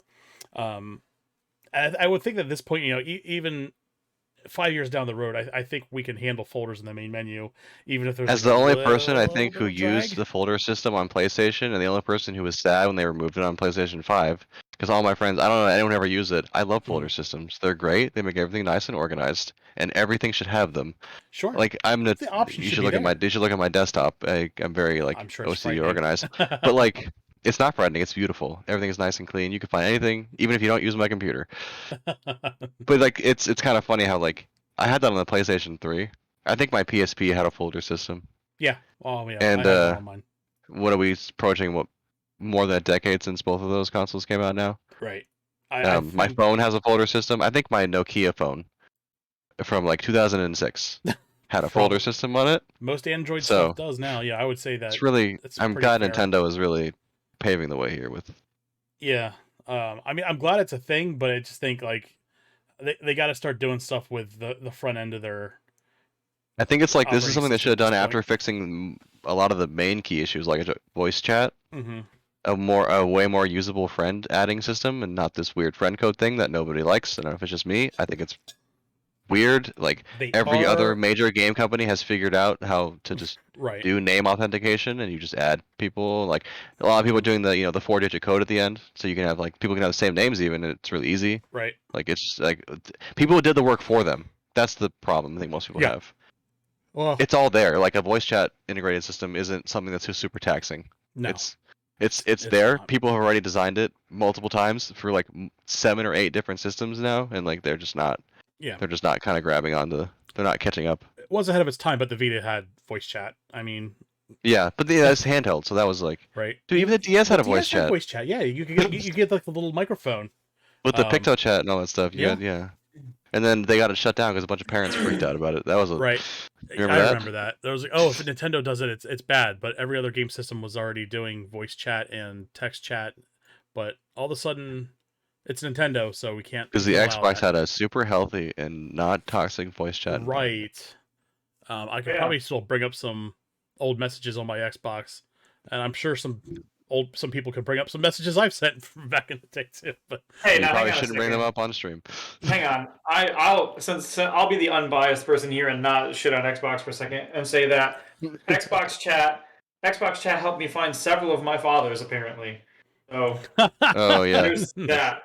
Okay. a lot of people on Xbox. I guess I fucking ran my back mom. into the dad joke stream. I made a lot of family connections I didn't know I had. Nice. My weird thing about Nintendo is why not? I mean, like, they already have an install base that is incredibly dedicated. They still put out fantastic games. The only reason people deal with the Switch is, like, the Switch is a fantastic console from a design 100%. standpoint. Like the way it works it's amazing. People deal with the shitty UI because, conceptually, like, functionally, it's an amazing piece of hardware, and the first party games are like unmatched in a lot of chef's ways. kiss, Like you don't really always. get action platformers in the Zelda, all that kind of stuff. It's just there's no other market for it unless you own a Switch. Right. You think they would just be like, look at what's on PlayStation and be like, okay, there's just a couple simple things, right? Like your people are gonna want. I can't talk to my friends while playing Smash Bros. I have to open up Discord on my phone to like in a game that is prominently focused as a multiplayer game. Mm-hmm. Even Sakurai himself has said that it's not a competitive game; it's a party game for friends. And like it's we've moved into the age of people are moving away from each other. Like people who play your games are becoming adults. Like not everyone's gonna sit in a couch LAN party anymore. Like it's not realistic. Like people have lives and all sorts of stuff. Like it's just like a basic. It's almost like a basic quality of life that needs to be there, not something that like it just needs to be there. It's like Right. we've considered. I almost consider like a voice chat function for a console is probably a fair basic assumption something's gonna have. We thought it was like I assumed the Switch was gonna have it when it came out, and finding out that it didn't was frustrating. Like there's nothing. I can download a phone on my app that didn't get added till like 6 months later, and it's like specifically for Splatoon. Like what? Like, Right. Yeah, I think the thing I like most about that ponder in my folders meme is that the lighting specifically works with the Switch. Love it. Dice is like, don't encourage him. Don't say anything. I just I was like, don't oh, know. I thought I missed the dad joke stream. I guess we're backing into corny territory. I think for me, what's funny about and I don't want to be that guy, but like this reminds me of what iPhone does. iPhone will put in a feature that Android's had for like 5 years and be like, guys, we did a thing, 100%. and you're And like, then all all the right, fanboys cool. would be like, "Oh, so much better than Android." And we're like, "I could do that like 5 years ago on Yeah. my like, Right. on my like Galaxy S5." It's amazing Well, how out it's- of the loop they are with that kind of shit. It's like, Oh my we've god, you been can able to do adjust this how 10 you can years ago. adjust your animation sliders for your like multitask. Oh my god, I did that like 10 years ago. Mhm. It's, I wonder if there's like, what's funny is because one thing Nintendo does that works well for them with regards to like their IPs is they play them kind of like close to the chest. Like, even when they do make Zelda games, Mario games, most of the time they don't license them out to like junk games. They don't make like weird knockoffs. When they do make a mobile game like the Mario mobile game, it's usually good or at least passable. Like, the failures are outliers. Like the Right, big flops, right. like that one Mario mobile racing game that were hey, like that's like it was Yeah, shocking to yeah. see something so bad because Oh, yeah, Nintendo's usually absolutely. That one it was seems like their bad. QA team at least does a pretty damn good job not letting things ship out. Like you don't But- have buggy games and stuff like that. Like everything's solid, Sure. done, well thought out, completed. But it makes me wonder if that permeates the rest of the company culture, and you have them playing it safe in other places, like Very true. like the Wii Yeah, and the it's Wii U. Like the Wii for me was bizarre when I found out after it launched that it didn't play DVDs. I was like, "What do you mean? The game discs are like DVDs, aren't they?" And they're like, "Well, we just don't want to have that feature." And it was They like, literally were DVDs, I think. Yeah, Too. What? you can hack the Wii U and make it play DVDs. but it was like one of those like, why isn't that's Just a use the basic DVD reader. feature, right? Like a PS2 Yeah. plays DVDs or whatever, like the Xbox original or 360. Like this is a basic feature that you would want to compete in the market. It would be like if and I can't even talk about that because Nintendo did that with their handhelds. Remember at one point Nintendo was like, "Here's our new DS," and I had people come into the store and be like, "I'll take a DS," and I'd hand it to them and they'd ring up and then they'd be like, "So I got home and I opened it and it didn't have a charger," and I'm like, "Yep." I You forgot want about one of that. our chargers? It's $10. And they're like, why the fuck does my DS not come with a charger? That was a big deal, actually. And it was like, they ended up having to go back on that because there was a huge amount they of blowback thought from you'd that one. already have one. And it's like, what? Okay, but like every console on the planet comes with an HDMI cable, even though I probably have 5 already. And like, it's a proprietary plug, so it's not like it's just like a USB thing. right, it was like it wasn't just like a C-type or whatever. It was like a specific Nintendo charger that it was like. Right. It'd be one thing if they sold me like a Switch, and maybe it came with a dock, but it doesn't come with a C-type charger because whatever, you can plug a C-type in. Who cares?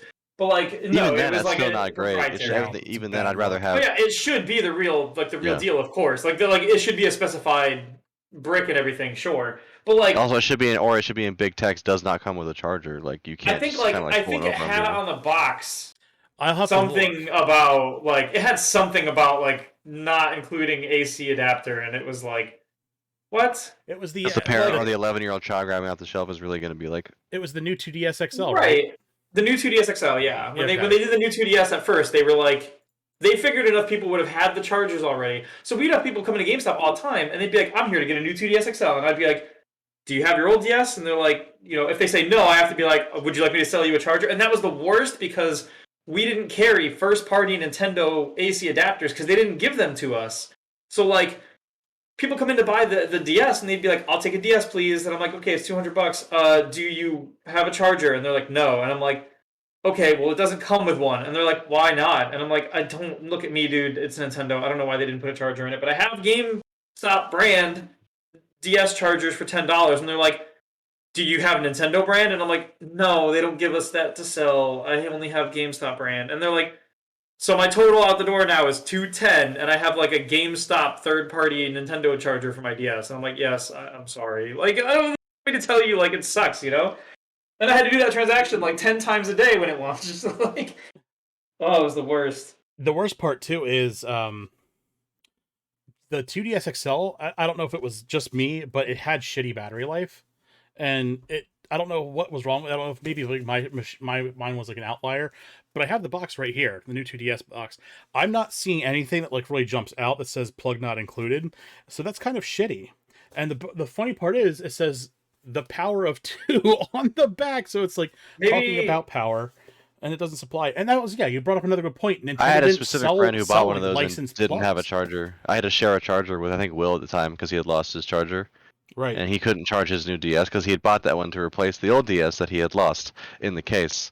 Nice. So he's like, "Oh, I gotta get a new one." So it's like, Yeah. he's always like, "Dude, I can't charge my DS." I was like, "What do you mean?" He's like, "There's no charger." It's like, "Can I use a charger?" I'm like, "I guess." What? Like, what do you mean there's no charger? Right. Well, that was It's like, yeah, I have an extra one. I gave him an extra one. That was fine. But like, that's so dumb. that was one thing that's been a problem with Nintendo forever. Was like Nintendo would constantly like even now if you walk into a GameStop, okay, so remember the Wii U for example? The Wii U had the tablet, and the tablet had a proprietary charger, and you could not get that charger in store at GameStop at all because Nintendo wouldn't provide us first party ones. And I don't think we had the ability to make third party ones, or there was like a patent on it or something, because GameStop never made a third party version of that. So like people would come into the store, and you also couldn't get the tablet by itself because they didn't sell it first party by itself, and there was no other option. Mhm. So like people would come into GameStop and be like, "Hey man, I broke the cord for my gamepad for the Wii U. I just need one of those, man." And they're expecting like an in and out 3-minute transaction where they walk in the wall, grab the thing they need, and go home. And I'm like, "No, dude, I don't have that. We don't carry that. Like, no one carries that." And they're like, "Oh, where do I get that?" I think eventually like Walmart got a knockoff, or like there was a third party one kicking around later. But like at first it was like, "No, we don't. No one has that. We don't have them." And they're like, "Do you have a used one?" I'm like, "No, nobody trades those in by themselves." Of Like, course, you're effectively and they're stuck like, on Amazon, like getting one on Amazon and waiting you to. get it, yeah, you buy them through like Amazon or eBay or some garbage, or you have to go through Nintendo, and Nintendo's gonna probably want like the whole system back as like a system exchange thing or something. Like, This was they don't just older, even when retail it Amazon back either. then wasn't as convenient as it is now. It's like it was definitely more of a Sure. hoop to jump through. But like, and then same problem. People would come in and be like, "My kid broke the gamepad tablet thing," and I'm like, "I can sell you another Wii U, but that's it." Right. And they're like, "What? Oh," and then like the workaround would be like, "I can take your Wii U as a trade-in, as like broken, and give you like 100 and something store credit in exchange for it or something." But like, so many times at GameStop having to deal with Nintendo felt like sketchy, weird pawn shop deals because I had to work around the fact that we didn't have first party product, we weren't allowed to make third party product, or things were just weird about the way they were missing things like chargers or shit Right. like that. It was so weird. I think it's specifically a Nintendo thing because I can't remember a It time is. playing any PlayStation console. No. It's Like not everything was sold on always. its own adapters. Like yeah, Xbox definitely Xbox like had yeah. Xbox had their problems too because Xbox with the 360 originally didn't come with a network adapter, and you had to pay extra for that, and that rubbed a lot of people the wrong wireless way. one. The wireless network adapter Yeah. at first for the white Xboxes was like it was expensive and it was annoying to have to buy it separately and do it separately. $60. Yeah, and then a Wi-Fi antenna. they Which did is it which at that again. point was what kind of considered like sort of a feature because we already kind of pioneered into online gaming. It Well, was like PS3 just had like Wi-Fi, if I'm not mistaken, at once. yeah, it just So it's worked. like, Yeah, it just okay. had a Wi-Fi. It wasn't the best one. I'll give it honestly. It was definitely Sure. better in later versions, but it had a Wi-Fi adapter in it. I Which you remember the could white replace. Xbox. Which you could replace from the. Yeah. You could buy replacements for that online. I remember that because I had to replace mine. Right. I know It that was the really white easy to change in. So. the old white Xboxes caused that problem for Xbox because like a lot of things were piecemeal. The hard drives were separate, the network adapter was separate.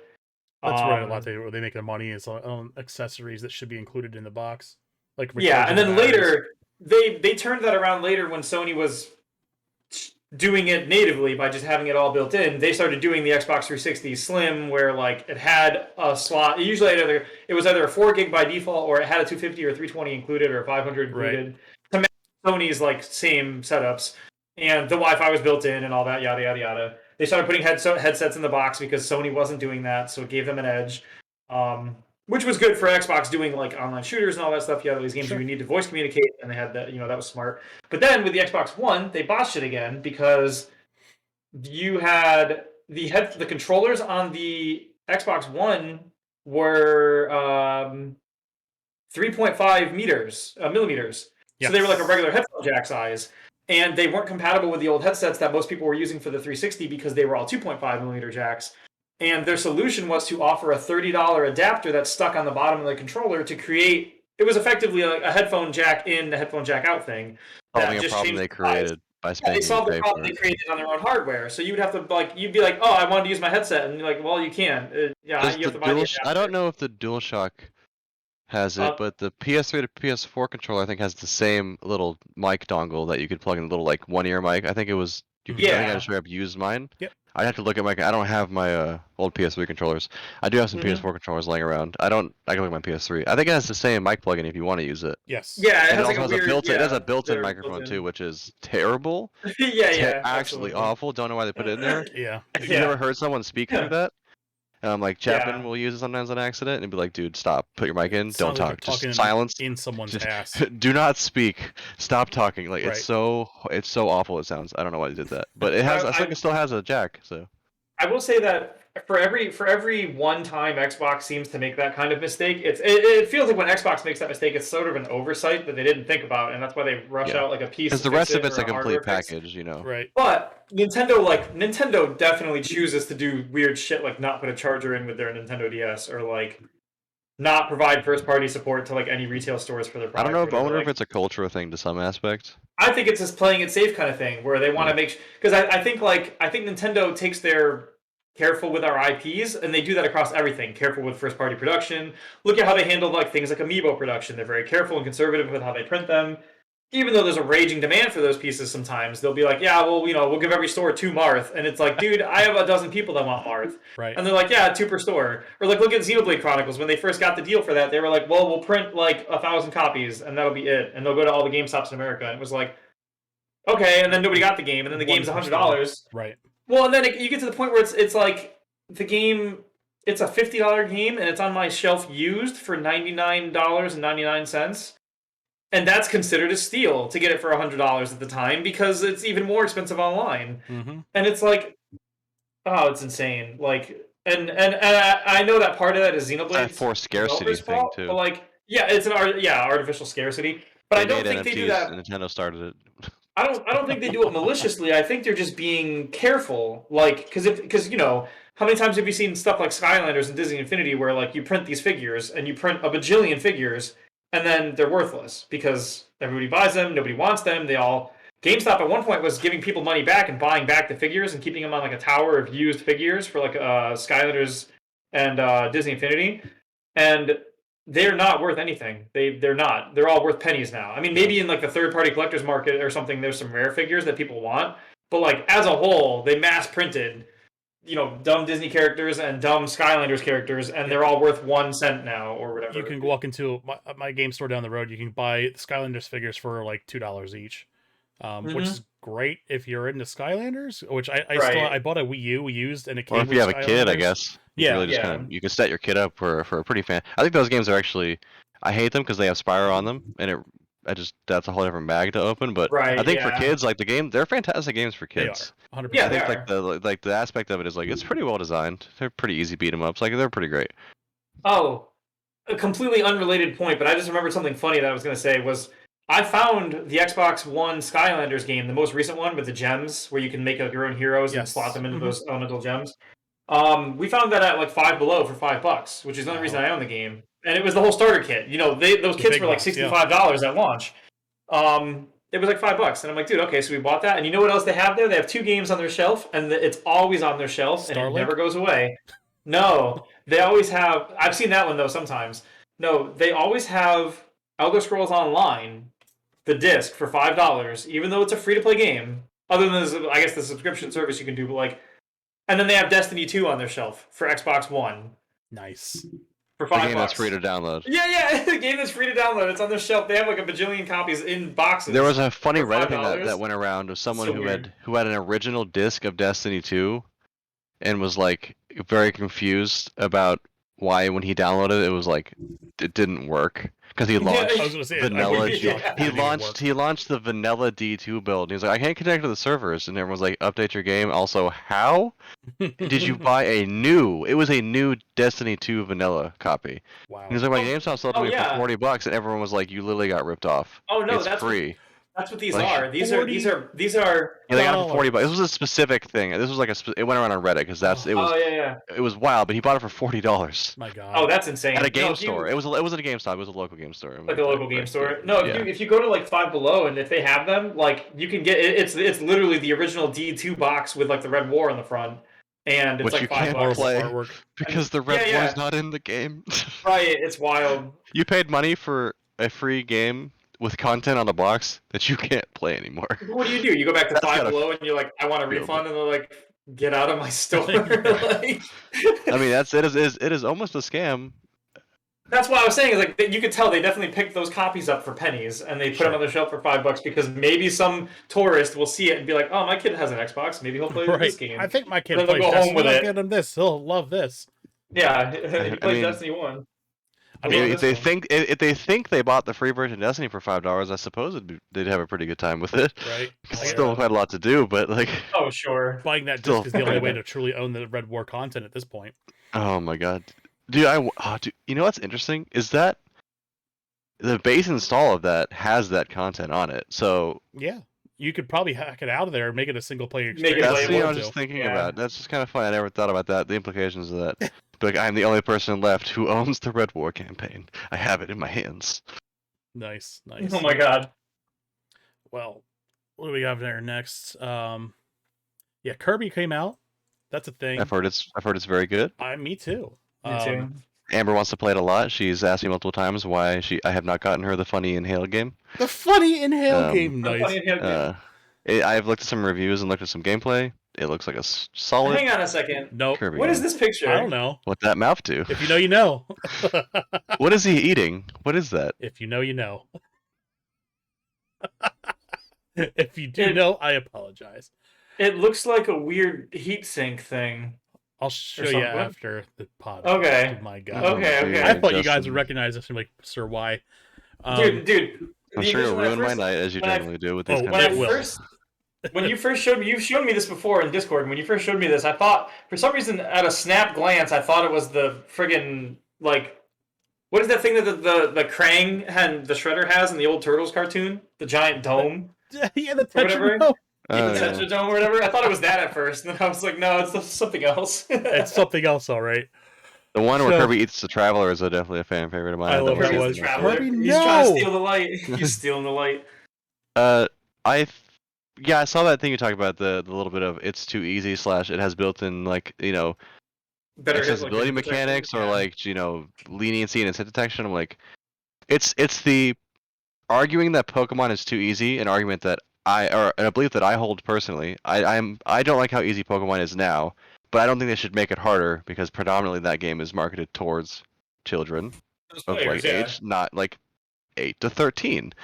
Should Yeah. you make that game hard? Mario Odyssey was an incredibly easy game unless you chose to go to the dark side of the moon, and then you had optional challenges there. Yeah. I've heard this game particularly has some optional challenges that can be pretty difficult, Mhm. and then some extra stuff and some time challenges that are difficult. But like, I've heard nothing but good things about it. It's a nice, fun Kirby game. The Kirby game is the definition of just relax and play a Kirby. Like, it doesn't. Have fun and That's the play. whole culture Sure. behind it. Was If Dark it was Souls needs to specifically be hard designed- to if Dark Souls needs to be hard to be good for its player base, Kirby needs to be an easy casual adventure Sure. because that's what people want. It's what's fun. Like Nightmare in Dreamland was maybe a little hard as a child, but like go back to play it, super easy, still very fun. Mhm. Like Oh, It dude, was- I It was remember. designed to be easy. It's designed to be an entry level game for kids. That's literally what's the original purpose was. No, dude, you don't understand. When I was a kid, I didn't know that I could just turn into a rock to avoid a bunch of attacks from Marks, which means that everyone else has to suffer now. Yeah. No, imagine being that guy. Like there was dudes in the comments talking about the hit detection trick where you can like if the camera's at the right angle and you swing and you miss but you're close, it'll connect. And people were like, I'm just worried about what this will do for like the stability of the game. And it was like, what do you mean stability of the game? Like you're gonna break the game open because you hit an Right. enemy from an extra foot away? Like excuse it also me. looks like it runs and functions pretty much perfectly. It looks like a very Right, well It's it's a like, phenomenal oh, game. I'm sorry, I didn't know this was gonna like this was like a speedrunner hack that was going to like all the kids are gonna not enjoy Kirby now because they learned that they can sword things from like an inch away. Yeah, Wild. I just people take this shit too seriously. I think sometimes it's like not every game has to be breakneck impossible or borderline impossible to have fun. Some people Or just even, wanna lay like, back and play a game and even just normal enjoy it. like a normal difficulty game because you could argue Kirby is easier than a normal game Right, on normal 100%. mode, right? Most Yeah, like absolutely. whatever the benchmark like a shooter or a campaign on normal mode, Kirby can be easier than that. and it's Yeah, Kirby perfectly always fine. clocks easier. Yeah. There is Yeah. literally nothing wrong with that. Like, I mean, does Right. it need to have a? Is it like it's the opposite of Dark Souls? It needs an easy mode. Does Kirby need a hard mode? Is it that where we're going now? Because, like, it's kind of ridiculous, Exactly. right? Like, Not everything Well, that has was to like- be Elden Ring. Not everything has to be a fucking Souls game. And those Souls games have their own right to exist and do what they do. But not everything oh no, has to be Kirby, that. he ate the Elden Ring. Yeah. That was what was great about like the comments was like in the comments people were like, it's a Kirby game. It's not gonna be that hard, or they're Right. usually easy. Like all the Kirby games have been easy. And there was people like countering, like arguing in the comments. They were like, when I was a kid and I played like the Great Cave Offensive or whatever, it was pretty hard. And it was like you were 7, weren't you? And Right. like, I could well, not beat the middle boss of Final Fantasy X until I was like 15 years old because I got it when I was 10. Or my friend gave it to me as a hand-me-down, and my cousin, and I couldn't beat it because it was too hard. I went back and beat it older because I had more working, like, neurons in my brain to figure out how to play the game. Was it It wasn't Zombie because it Seymour? was too hard. Yes. No, it wasn't Zombie Seymour. It was Ship Seymour on the edge of on the top of Mount Gagazet. That's Yeah, where I oh, got that stuck was originally. sucks. Yeah. That one Basically, sucks. every Seymour fight Right. in that game is a place to get stuck at. The first time we summons Anima, screw you. Top mountain, screw you. Oh, Blitzball spinning rotates if you don't figure it out, also screw you. I will say, in regard to him, after we beat him the last time, spoilers by the way, for a game from I think like 2000 or some shit. When I finally beat him inside of the like right before on your way to fight Jack for the last time and everything, I was very glad that I wasn't going to see more of him after that. I'm just gonna You leave. goddamn did it. All right. You know, we let him set those up, and I feel like we I know, really I always- don't notice way too often. We're like, oh yeah, he's got to act. You know, a man he who got has away such with it. nice and intricate things to say, and he always slides in with the stupid ass joke. I always feel bad because like I do the 3 steps ahead where like I plan out how can I make this a conversation piece, and then like you'll see me, I won't say anything, and I'll be thinking, and then like the gleam happens, and I'm like, you know, I have something to say about this, and then I'll like lay groundwork to get to like the fucking dumb puns. And this is Oh, why yeah. I we love can't it. have nice things. Oh, I got you good with the Kingdom Hearts jokes last You night. did. You got me some good ones, dude. Also, dude's this getting asshole good at got me catching pretty it. good with a sending. Oh, I got pretending the he got the radar. raid exotic the other day. Oh yeah, that was good too. Yeah, he got me with the pretending he got the raid exotic, and he also got Oh. Alvaro on accident because it was only just meant Yes! to annoy me. And Alvaro was like, "Damn." Our other friend of ours played us. Yeah, he was like, "Oh Yeah. wow, he got the raid exotic on his first clear. What a piece of shit!" Like, Dude, Retro's gotten pretty good at catching me on it now because I'll be like, "Hey, Retro," and he'll be like, "What?" And I'll start telling like a story, and he's like, Oh, you can watch his face. He like looks up at the ceiling and he like nods like he's waiting for it, and then I'll be like, Here blah we blah go. blah blah blah, pun, And I don't want to ruin it because so I just sit here and eat it. Yeah. 'Cause I'll give you credit. You're probably the best at doing it that anyone I've done. It's like my favorite You humor don't type is, deserve. like, You shouldn't feel good about that credit, but I'll give it to you.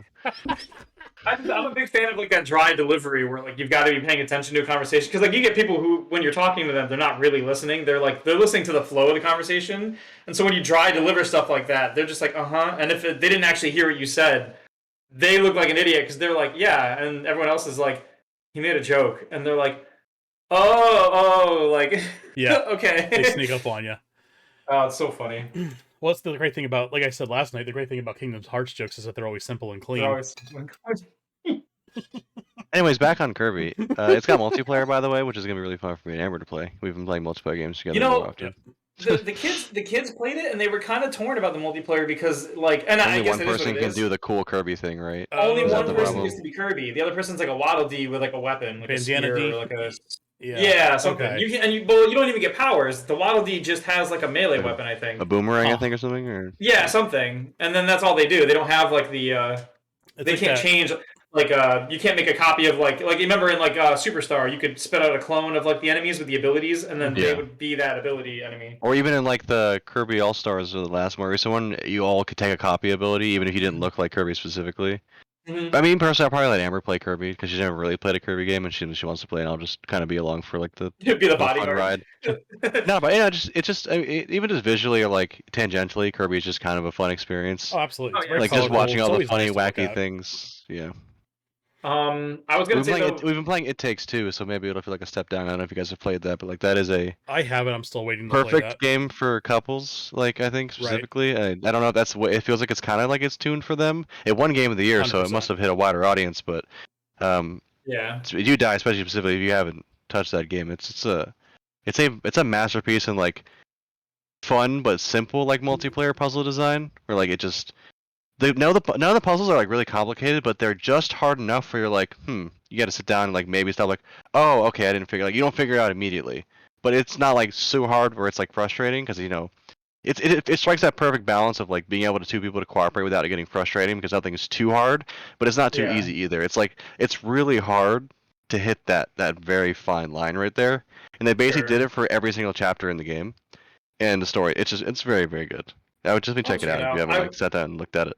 I was on the fence about buying the game because on the one hand I heard good things and it won Game of the Year and that intrigues me and I like co-op oriented games like there was a game on Steam I got where like you had like a boy who had ice powers and a girl who had fire powers and the whole layout of the game was designed around using both powers at the same time to try and manipulate the room because like she It's got can a lot of melt that. They mix it. It's like you have to do stuff together. Yeah. But I decided I was going to wait on this because I was worried about Take-Two Studios suing them and the game into oblivion because it's named after their studio, but not really. So I'm just going to wait, let the ground settle. You didn't hear about that? I'm unfamiliar with this specific story. Oh, let me look it up real quick. They went after Take-Two Interactive specifically? Take-Two Interactive went after them because of the they name sued. Of it. They sued the creators of the game. It Takes Two. Yeah. Yes.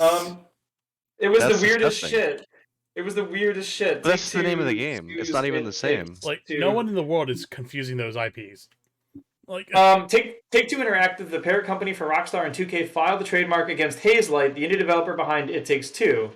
They claimed it was like someone else did this. Like they claimed that it was close enough that it was gonna like mess with their market share.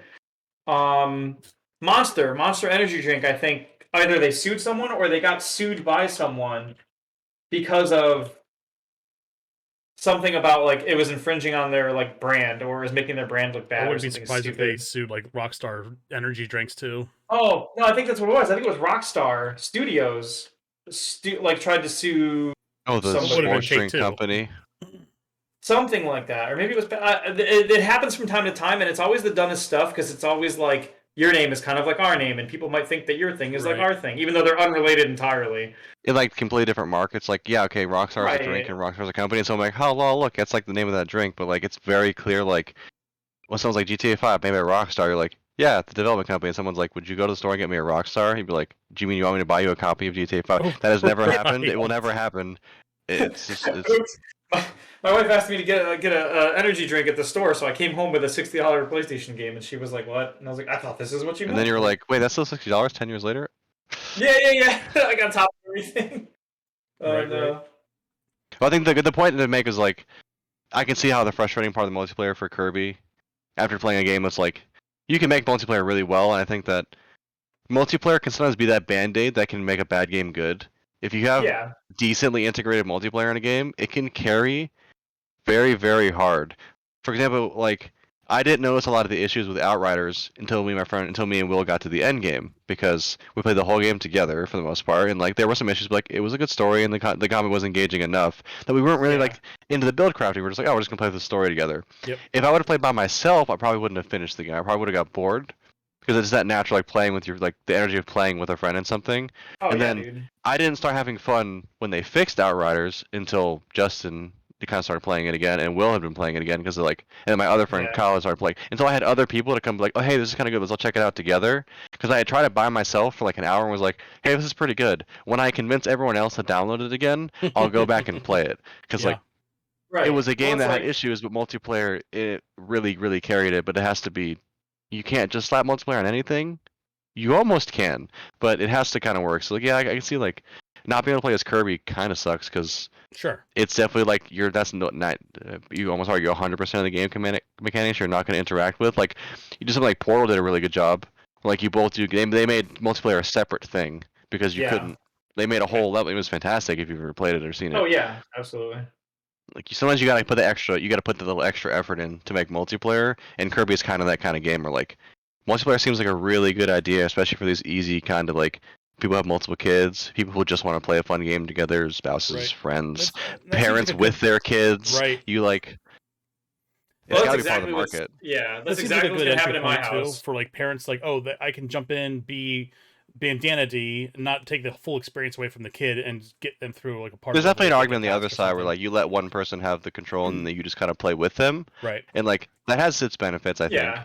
And Because we've sometimes like you seen- get people will fight over doing mechanics in some games if it's not like a puzzle. Be like, oh well, I want to do that. Right. Oh, we should both do that.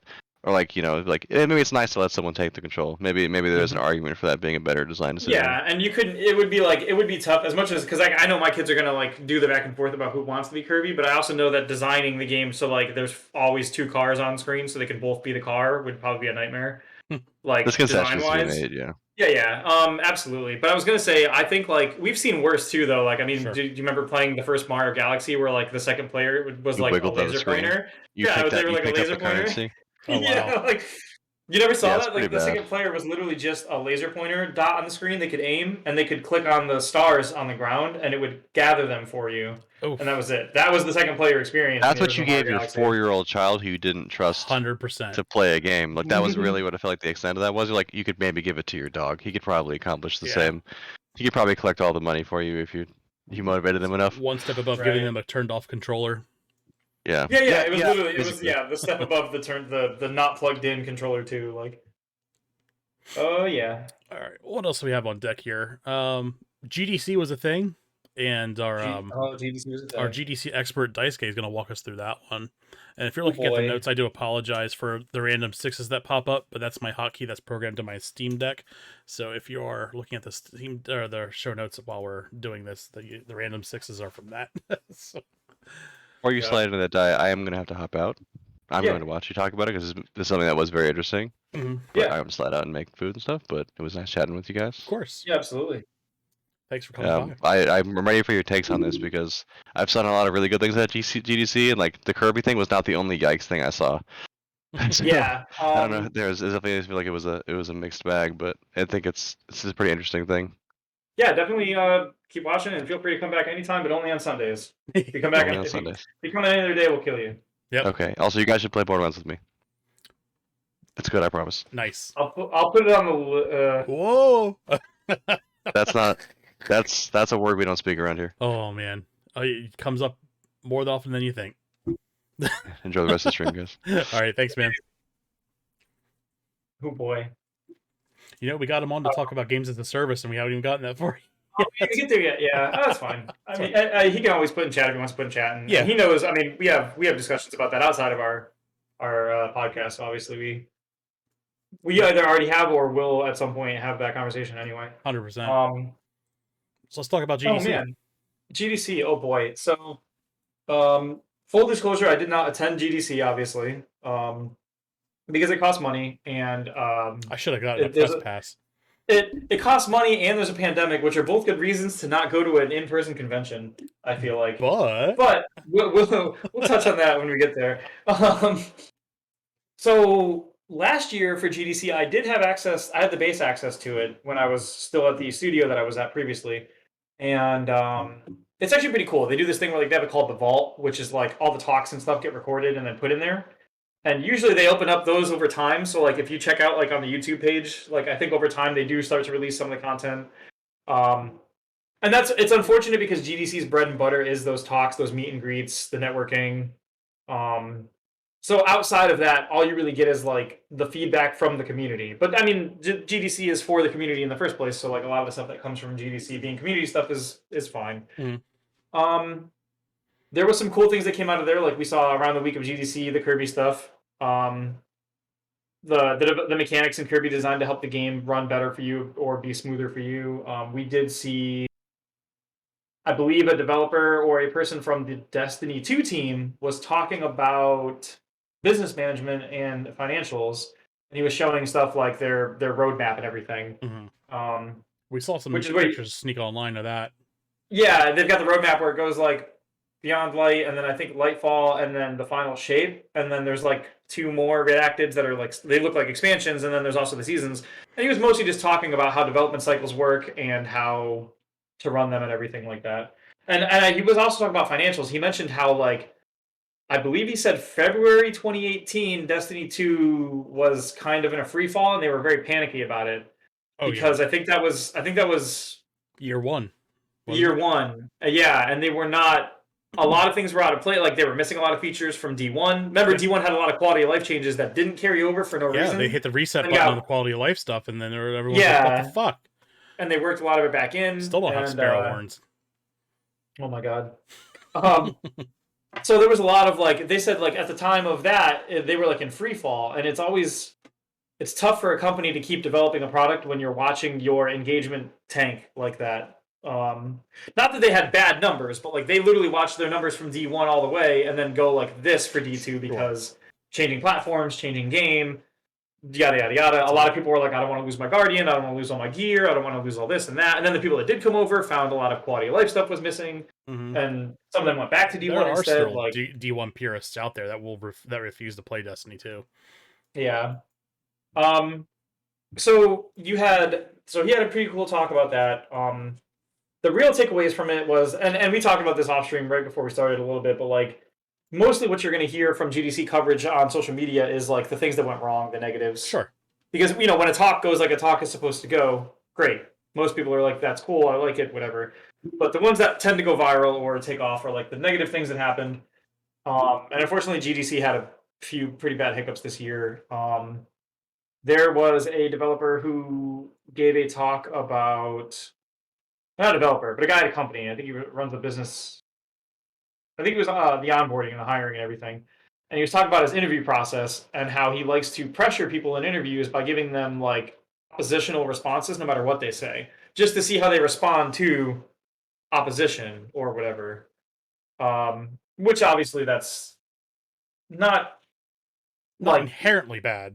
It's not straight up evil or anything, but I would say it's fairly unethical to like lie to a person on your position just for the sake of stressing them or pressuring them. Sure. To see how they would react to that pressure. I mean, it's one thing if like you and this is one thing like we see like for example, the company Aldi actually, you will never really they won't put this out there as like a thing they do as like a company, but most of the managers at Aldi, what they do is when they give you the interview, they walk the store while they talk to you. And they put things away. Like they'll put boxes away, they'll take away empty boxes, and they'll do things. And they'll see if you help. And it's like, okay, it's not like you're not like doing something that's like a crime, but it's fairly unethical to like sort of get like this free labor out of a person at an interview. Yeah. Just to see if they'll give you that free labor, like or not. And his example was like asking a person how they would handle, like, explain a problem you had and a solution you would have. And then they give the solution, and no matter what the solution, you say, I disagree with you on it. And it leads to some really slippery situations where, like, you'll be like, oh, name a time when you had a problem and how did you solve it? And they'll be like, well, we had a problem where, like, our company had, like, a bunch of sexist assholes and we had to go through retraining to fix that. And equality training. And then the guy has to be like, I disagree with your solution. Okay, great, awesome, good job. Like, I'm glad that was your strategy going in. Right. Like, you know what I mean? Like, what do you do with that? Or like, oh, one time we had a guy steal from us, and we called the police, and they're like, I disagree with that. And it's like, what do you mean you disagree with that? Like, but yeah, so that made the rounds because everybody was laughing about how it was a bad process, and you shouldn't conduct interviews like that. And I forget what studio it was, but one studio. Like the marketing lady for the studio was in the comments, like on every comment being like, I work for this guy and he's great actually. And it was like, holy shit, you're doing the thing. Like you're jumping around social media, arguing with all these people saying you're a really nice company or whatever. Oh no. It was gross. But it was some little studio that like, I think they made like Neopets for the PS2 and then they never made a game after that like made it to like shelves or something. So it was like, okay, have fun. Yeah, right. Wonder why. There was a person who, what was the other one that I mentioned? There was that talk, but there was another person who mentioned something like, there was the whole discourse around. No, there was the discourse about what makes a game dev, and that one I won't get too into because it's messy. But it was basically like, what do you consider a game dev? If someone asks you if you're a game dev, like, and that was one thing I actually disliked a lot was people would be like. If you say you're a game dev and someone's like, oh, cool, what did you work on? This one person was like, well, if someone asks me what game I worked on, I'm just going to tell them, nothing. Or I'm going to be like, oh, shut up. I'm not going to talk to you about it. Like, I don't owe you to tell a game I worked on. And it's like, okay, but you're interpreting a lot of bad faith out of that person. when they're probably just asking what you do for a living. Like, how many times have your person be like, "What do you do for a living?" And they're like, "I manage a grocery store." And even if you don't care about that, you're still going to be like, "Oh, cool. What's that like?" Like, you wouldn't be like, "Oh, I don't want to talk about it," to that person. You would just answer their question because they're trying to be a normal person and engage with you in conversation. Sure. So I just like the idea that if I'm like, I'm a game developer and someone's like, "Oh, what games have you worked on?" And I'm just like, don't worry about it. Like, I can just tell them if I worked on a game, right? Like, it's people are like, "Oh, it's gatekeeping to ask people what games they worked on," and it's like, that sounds like bad faith interpretation of what they're probably just asking because they're interested. 100%. But I don't know. That was a whole conversation. And then yeah, on Wednesday, someone tested positive for COVID twice, and then instead of being like barred from the event or told to like anything, wear a mask, stay home, I don't know. They went to like the big food meetup the next day on Thursday, and they just hung out with everybody for like 6 hours and without masks. And I guess like the masking enforcement was like they were like, oh, vaccines and masks, but then they didn't enforce any of it. Yeah. So like, there's like, if you look up the GDC tag, you can find picture after picture after picture of people just hanging out, high fiving, hugging, handshaking, and like 1 in every 10 people has a mask on or something. And then, of course, this dude showed up and went to the food place. And then, of course, now, if you look up the GDC hashtag on Twitter, half of the posts are, like, people posting pictures from the event. Mhm. And the other half are people saying that, like, either they tested positive for COVID or they tested negative, thank God, is, like, their post. And Not a like, good look. okay. Yeah. But it was really rough because, like, one of the people who runs the event just posted, like, on Friday or Saturday, and they were like, oh, by the way, someone who was positive for COVID on Wednesday went to the food event on Thursday and just hung out with everyone.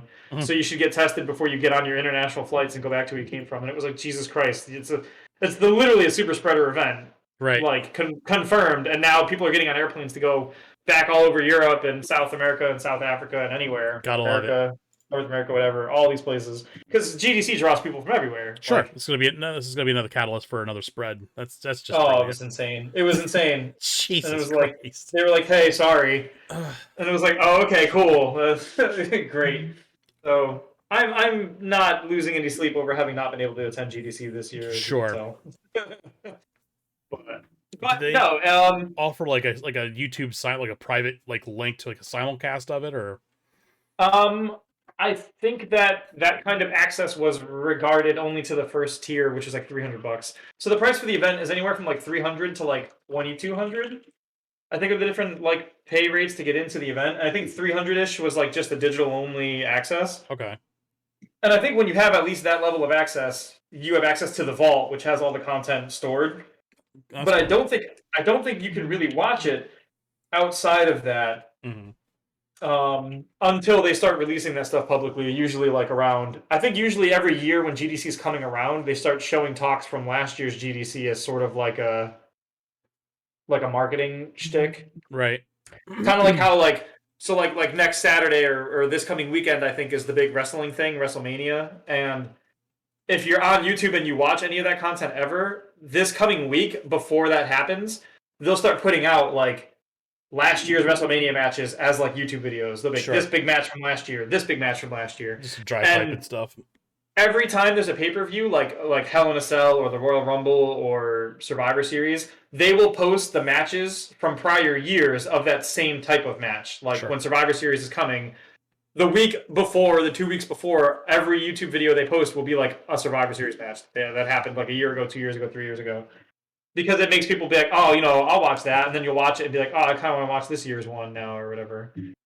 I believe GDC does something similar, although I can't say for sure. I feel like I've seen GDC talks on YouTube Mm-hmm. that are only like a year old, and I think they pop up around the same time that the next one's coming. Let me see. I know I did go on YouTube and look up GDC just to see if I could find people talking about this year, and there is very little, if anything, talking about this year. Still a There's little like sparse.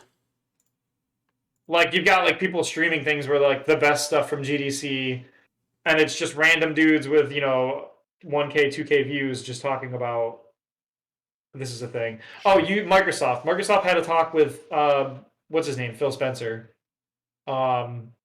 He had a talk at GDC, and that one they put out, but obviously Microsoft, of course, I'm sure pulled some strings to be like, we're putting that out there, Sure. whatever. Yeah, outside of that, everything is like 8K views, 9K views, 2K views, and it's like the Game Choice Awards for Game Developer Choice Awards, the behind the scenes with some random dude, behind the scenes with some random dude, etc. You won't really find the actual talks. Like, you won't really see like the actual talks. Like, there's one from 3 weeks ago that talks about Ghost of Tsushima, but it's from last year. So all that stuff is going to be like old content that they started putting out after the fact. Sure. Yeah, I it's not mean, like we're going to be getting like major game announcements here anyway. This is more like behind the scenes developer talk and best practices Right. and stuff like that. It's not E3. No, it's not, and that's one thing that's funny about this is it's really cool for people like in my position or even in your position if you would like to like learn about the development of the games. Like, Sure. there's a lot of interesting things that happen behind the scenes with these games. But it won't be like juicy stuff. That stuff comes through like Jason Schreier's exposés, or it comes through E3 announcements, or even the Game Awards will have more content for that kind of Right. thing than you'll see here. Tokyo Game Show Or Tokyo Game Show, yeah. Oh yeah. That's why I tell people, I'm like, GDC is awesome, but it's unless you're in it for the right reason, it's not for most people. Right. It's exactly. It's Like, and I've seen some like what was it like last E3? Was it Ubisoft? oh yeah, Ubisoft, right? Or Put on whoever, that they had like weird a panel thing about, that was like a GDC panel, and so everyone's like, Yep. why is they put on the weirdest show? They had like 20-minute exposés of like characters walking in between clips, and then they put on that panel, and I was like, this is a GDC talk. This has nothing to do with the E3. It was just very it was like weird. a TED talk. Like they were Well, yeah, using it as like a warm up for like a GDC. well, and it was rough because like it was like 30 minutes, and it was strictly a panel. They didn't have anything in between, no gameplay footage of anything. They Right. literally had 30 minutes, and they were going around like a round table talking about how do you do diversity on your teams, how do you make sure that there's inclusivity in your games. Great topic, not an E3 topic. Nope. Not what anybody's looking for at E3. Right. Nobody goes to that conference looking for that talk. That would have been a great GDC talk. It felt like they were trying to get ahead of something, and it didn't happen. Oh my god. Everything about that was weird. It was weird. Oh man. But yeah, overall, I mean, from what I understand, GDC was, I would say, mostly a success in terms of like the talks and people getting to socialize and meet up with other developers and network and stuff. I personally don't think it was worth like the super spreader event. No. I think it could have just been a digital only event, and people would have probably 100%. been fine with that. Well, I mean, this just seems like an event that perpetually could be. Like I don't. Well, that's the thing. A lot of people, a general grievance against GDC is that GDC feels like it's a pay-to-play environment where if you want to be a game developer, you sort of have to go to GDC and shake hands with a bunch of people to try and make the connections that allow you to like move up in the world of game development. Unless you get your foot in at the ground level, like by getting hired by someone like Bungie or some studio who's hiring. Other than that, it feels like the best way to get your foot in the door is to literally go where all these people are and introduce yourself to everyone and hope that people take a liking to you or something. Right. Which is weird, right? It feels like that weird high school clique thing where it's like you've got to show up and be popular and hope that people who already have power and or notoriety will like spend some on you. And more often than not, those people probably don't want to have to deal with that shit there. And it's like, I don't know. It seems like a double-edged sword. Oh, and NFTs. Oh my god. Every other booth apparently was an NFT booth about this or that or the other. And rightfully so, the community like shunned it. Everybody was making fun of it and laughing about it. But unfortunately, that also doesn't tell me whether or not those talks were full, because they very well may have been. Yeah. So, hopefully they were just not taken seriously, because that stuff is a fucking joke. But you don't understand. Axolotl Infinity has 8 million players in their own esports league that they made themselves, and then they called it esports. Right. Don't you get it? You're missing out, man. And they're totally not all bots. No. Just because 4 million players are from the Philippines and Singapore, and there's no actual like, I don't know. The whole thing was wild. Yeah. Saw right through it. Anyway, well, let's move on. GDC was GDC. It's good to see. So, not necessarily a deep dive, but certainly a topic of the night, especially with the market the way that it is. Talking about games as a service and just the sustainability of them. And we have seen companies like Sony, they want, 10 10 games as a service games in the next 3 years. No. So obviously we just saw them buy Bungie, which obviously Destiny is kind of the bread and butter of Bungie right now, and Yeah. um, we just saw them buy Haven. So Yep. we don't know what they showed, but whatever they showed, Sony they obviously liked. So they just bought them up because they're developing, I'm guessing, what is a live service game. So it's, I don't know. I think that I look on Twitter as in general, and I see just like a lot of people that there's already a fatigue for like live service games in general. Um, and I don't think they're inherently bad. I just think that there's a saturation that we're already hitting with these games, and we're already looking down the barrel of just we're getting more of them. We know more are coming on the horizon, and I think it's going to get to the point where it's like pop vinyls, where every IP is going to get their own live service game at some point. Right. So I don't know. What's your take? I I'm a mixed position on this. So games as a service, like I feel like there's two things. There's games as a service, the way that we interpret it in terms of how it's like treated by the gaming industry, Mm-hmm. and then games as a service, which as like the actual concept in its on its own, sort of like when people talk about like blockchain, like there's blockchain functionally, which is a cool thing that does something unique that could be useful in certain circumstances, probably.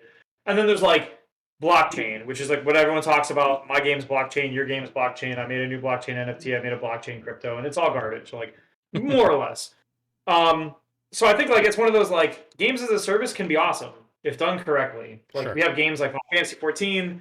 We have games like Destiny 2, which Destiny 2, unfortunately for me, is sliding more into games as a service and away from what I would like them to be doing. Sure. But they're still well within the realm of, I think, like acceptability.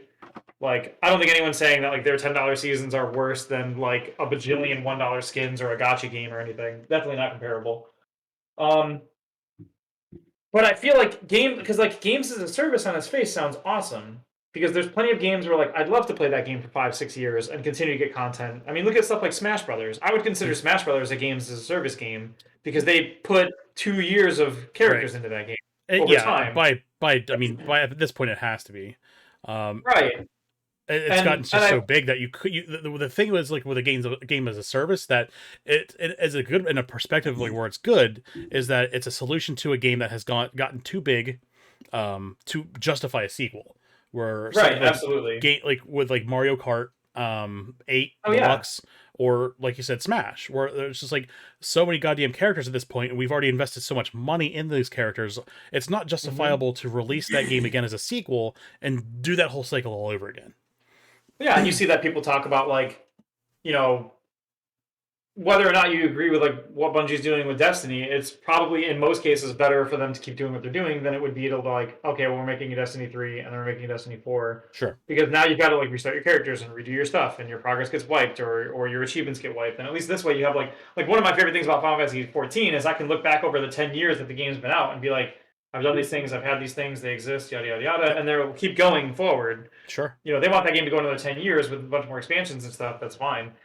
And I don't think games really need to be like put out and then made sequels as much if it's a game that you can keep putting content into. Mm-hmm. I mean, you have some games like maybe games like Horizon or Elden Ring where it's like you're telling a story, it's enclosed, it's encapsulated, and then it's done. If you want to add like an expansion or two, that's one thing. But you don't need to make like Horizon and then make it a 10-year game and keep adding content to it. If they want to tell more story for that game, they can make a whole other game out of it and then move it down the line or something. Mm-hmm. But Horizon's not the kind of game that I would build a character and carry it to the end game and then want to keep like in a game like Outriders. Outriders is not a game where I would want an Outriders 2. I would want more Outriders content. If they're going to add more stories and more weapons and more gear, I would just want it to be a higher level and added to the game that I'm already playing, so I can just do it in one sitting, one experience, and not refresh. But I don't care about to lose all those weapons and guns in a sequel. Sure. Absolutely. It's a lot of your whole gaming experience of that game has been lost, and so it's it's just kind of shitty. But I don't mind when a new Metroid game comes out and it's completely it's a new Metroid game. Like I don't need to be like, if they put out Metroid Dread 2, I'm not going to be like, no, I want to start Metroid Dread 2 with all the gear I had in Metroid Dread 1 and go Right. from there. It's like, well, no, I don't care about that. That's not the point of that game. Like Sure. the games that are clearly made to be like as a service games, like Outriders, like Borderlands, like et cetera, et cetera. Those games I think could be good games as a service games, as a good example of games as a service, how it should be. And like you said, Smash is a great example. Mario Kart, which is it's funny because Mario Kart was like a game that released and then it did nothing for a few years, and then they were like they basically upgraded it to like a games as a service package by being like, by the way, we're gonna make like 50 tracks for it. But I think that's fine. I think that's a great game to do that with. You know what I mean? And it's as long as the pricing's not outrageous and it doesn't sound like it is. I'm pretty sure it's like 48 tracks for like what? That one payment or something? Like $5? It's a so pretty fair price for what that.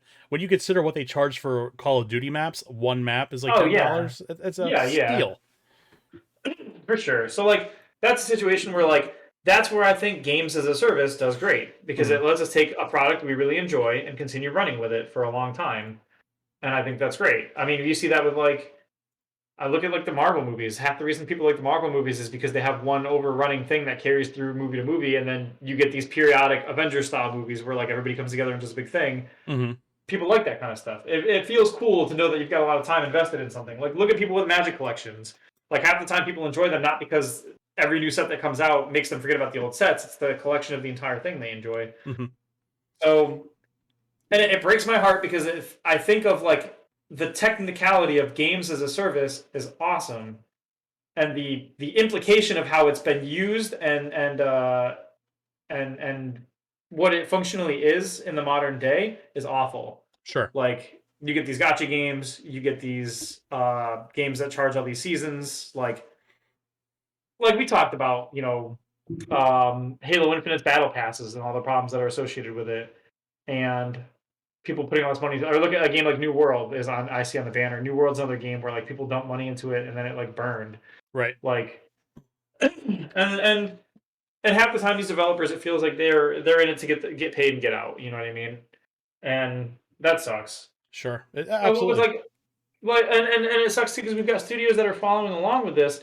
The one that kills me right now, I went and looked it up, was Babylon's Fall. So Babylon's Fall was a what were they? It was it was an action RPG, which okay, great. I like action RPGs. Cool. And yeah, it was done by the studio Platinum Games. Yep. And I hop on Metacritic and look at the user scores, and it's PlayStation 4 is a 2.3. One review and it was bad, red. PS5 2.2 user score, 42 on Metacritic from critic reviews from 34 critics. PC version, 43 from 10 critics, and a 1.5 across 55 users. Now, this isn't the end-all, be-all, but it's indicative of a problem, right? Something went wrong with this game. Sure. And, you know, you go back and you're like, what could have possibly gone wrong with this game? And you find out Square Enix, well, I'm not sure if it was their fault, but Square Enix wants to go in that direction. Platinum Games decided to go in that direction and make a games-as-a-service game, and it bombed. It did terrible. And it's funny, Platinum Games, up until this game released, Platinum Games was notorious for being a fantastic studio. Yes. They had a really good reputation from Bayonetta, from Metal Gear Rising, from Astral Chain. They had a lot of games under their belt that people were big fans of. Even if it wasn't like a good game, people still liked those games, you know? Right. And then they just dropped that weird press release a couple weeks ago saying, moving forward, everything we do is going to be games as a service. And everyone's like, that's a shitty take, my guy. It's like, dude, I look up Bayonetta on Metacritic and I'm seeing 92 for the second one, 90 for the first one, 90, 84, 91. The game's green across the board. What? Metal Gear Rising, 83, 80, 82. Awesome. All green, right? No complaints. What else did they do? They did Bayonetta, they did Metal Gear, they did Astral Train, which was like a one-off game. It's got 87 across all users or whatever. Right. I mean, they clearly had a formula that was working. I mean, Platinum Games is known for their combat. Like, it's rare that a lot of people even talk about individual studios half the time, because unless you're talking about the big publishers like PlayStation, Xbox, Nintendo, like usually like people like me and you do this, and I know that, but a lot of gamers don't even look at who these games are making, like who makes these games half the time. Sure. Like if you ask someone who makes Tunic, me and you could be like Finji. Most people would be like, oh, it's an indie game. Right. Most people they're gonna be like, I don't know who Toby Fox is. I don't know who Team Cherry is. The guys who made Hollow Knight. Like, I don't know who like EXOK Games, which that used to be Matt makes games. That's the company that makes Celeste and Towerfall. Mm-hmm. Like, but I respect what these people do, so I follow these developers. And Platinum Games was on my short list of developers that I had a lot of respect for their product. And I don't know what happened. They pulled the CD Projekt Red. They burned their goodwill. I think these companies they see these cash or what are probably cash grabs or just quick effort, minimal effort, and a lot of high reward. And often more often than not, what we see is like the shotgun method of just like throwing shit at a wall and seeing what sticks. As the industry as a whole for games as services. I mean, for every one that succeeds, 10 fail. So it's shitty to see like the game industry wanting to move in this direction, because a lot of people are going to invest money into games where they just either have no intention of supporting, or they're going to fail on their own makings. So it's scary to see that and that's why I worry about NFTs. I truly do, because it's just one of those things where it's like, oh, it's an easy cash grab, and we've already seen companies like Konami get into doing NFT stuff, and hopefully it does make enough money for them to come back and do another round of whatever that fucking circus was. That's like doing live service games or games as a service usually means that you're like, it depends on what the scope of your game is, and like the what you plan for the life of it. Because like I wouldn't say that Final Fantasy 14, for example, is a bad example of it. I think it's a good example of games as a service where they wanted to make a product go on for a long time, and they're doing a good job of it. I think at this point they're probably best in class. For it's a weird position because games as a service, and it's weird because I look at older style MMOs that have been around for a while, and I don't really consider them a game as a service. They kind of almost feel like their own thing, where you're just paying a monthly subscription fee to access content. Whereas you look at the modern stuff, and you're paying for battle passes, you're paying for roadmaps, you're paying for cosmetics, you're paying for this, you're paying for that. And it's just gotten out of hand, and it's like it's me getting to the point where it's like, okay, I'm trying to get away from games as a service, as these companies are actually ramping up their efforts to produce more. Right, but see, that's the thing, is like it feels like that's the technicality, right? It's like you're not necessarily trying to get away from games as a service. You're trying to get away from like weird paid game service stuff. Like if you had a game that was getting free updates over time, or had DLC come out every 6 months, you wouldn't like run away from that. You're specifically trying to avoid the games that keep doing like $10 every couple months for like an extra thing, sure, or whatever. Like, yeah, that junk. And that's it's when we talked about like NFTs in games, it was the same thing. Like, this has to go into your project's design somewhere. Where does it fit in your project design? When you think of how you want this to fit in the scope of your game, right, you're going to put it into a category, and NFTs can pretty much only go in like the generate income category. They don't offer a gameplay benefit. They're not a mechanic. Like, whether you want to call it a marketing thing or just an income investment kind of thing, it is driving money into your project. Right. That's it. Yep. So you can't beat around the bush on that one and say that it's anything other than that, or like, oh, I support NFTs, or I want to. It's the future. It's like, well, no, that doesn't matter. You're literally doing it because it's going to provide an incentive financially, one way or the other. Exactly. And I feel like that's the problem with like things like a lot of live service games as a service games do that. You'll ask them like, hey, Fallout 76, why were all these skins in the Atom shop? Because people will buy them. Right. Like, okay, sure, if you want to say that, put that in there, tell people that's what it is, that's fine. Admit to it, that's fine. But don't be surprised when a lot of people don't like that. And that's what you're talking about. It's exactly my thing. Like, if you pick up a game, if you picked up, I don't know what's a good example, like Final Fantasy 16 came out, and we're like, yeah, Final Fantasy 16, and we pick it up, and they're like, by the way, it's a live service game. Even if they didn't tell us what it meant, we'd be worried. We'd be like, oh no, what does that mean? Because it has a negative connotation because of all the games that ruin that image. And then, if 16 was like, we're going to put out content every 3 months for it, and it's either included or it's like $5 or $10, it's like, okay, that's fine, whatever. But if they were like, oh, you have elemental like summon things that like you attach to your character for bonuses, and there's like a whole gotcha thing where like you have to like spin the reels to try and get the good ones. It's like, oh, okay, here we go. Fuck this game, right? Like, because nobody wants to do that. Right. And that's not like you're creating a problem where the solution to the problem is to pay money.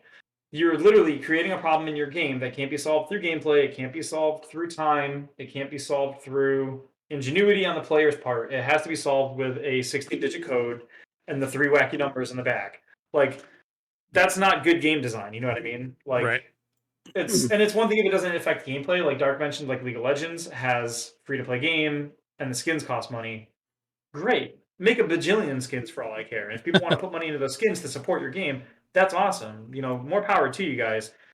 But when it's Pokemon Unite and I can pay money to have a better character or a stronger character, then we have a problem, right? Like, sure. And we see so much of that, and I think it's because they know that it generates income. But like, I don't know. It really rubs me the wrong way that game developers will be developing a game, and you'll have someone above them probably in the financial section or somewhat in the business numbers, and they'll look at it and be like, okay, I see these things, I see these things, I see these things. Where can I create a problem for the player that can only be solved by them paying real money? It feels so scummy, doesn't it?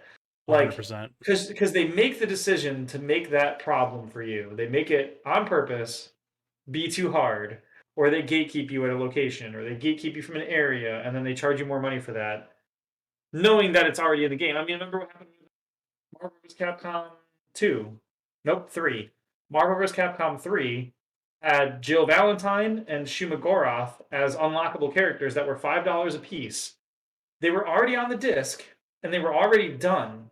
They weren't like, we haven't finished them yet, we need to work on them, they're going to be patched in. No, they were included on the game's disc, and they were fully workable characters that you had to pay $5 each to get. That's like terrible. That's shitty, right? That's awful. Like that game was done with that feature included, though, and they literally like at the last second they were like $10 barricade from the rest of the game. That was like go ahead. There's no way to say that wasn't intentional, like, or the choice they made, you know? Right. That reminds me of we've talked about it before, but Mass Effect. So when Mass Effect 2 came out and they had the Prothean character, and like, oh, this is a pre-release thing, and it'll be released a couple weeks after, or you can buy it later. And then they like data mine the game, and it was like the fucking character was on the game the whole time, and they're just gatekeeping the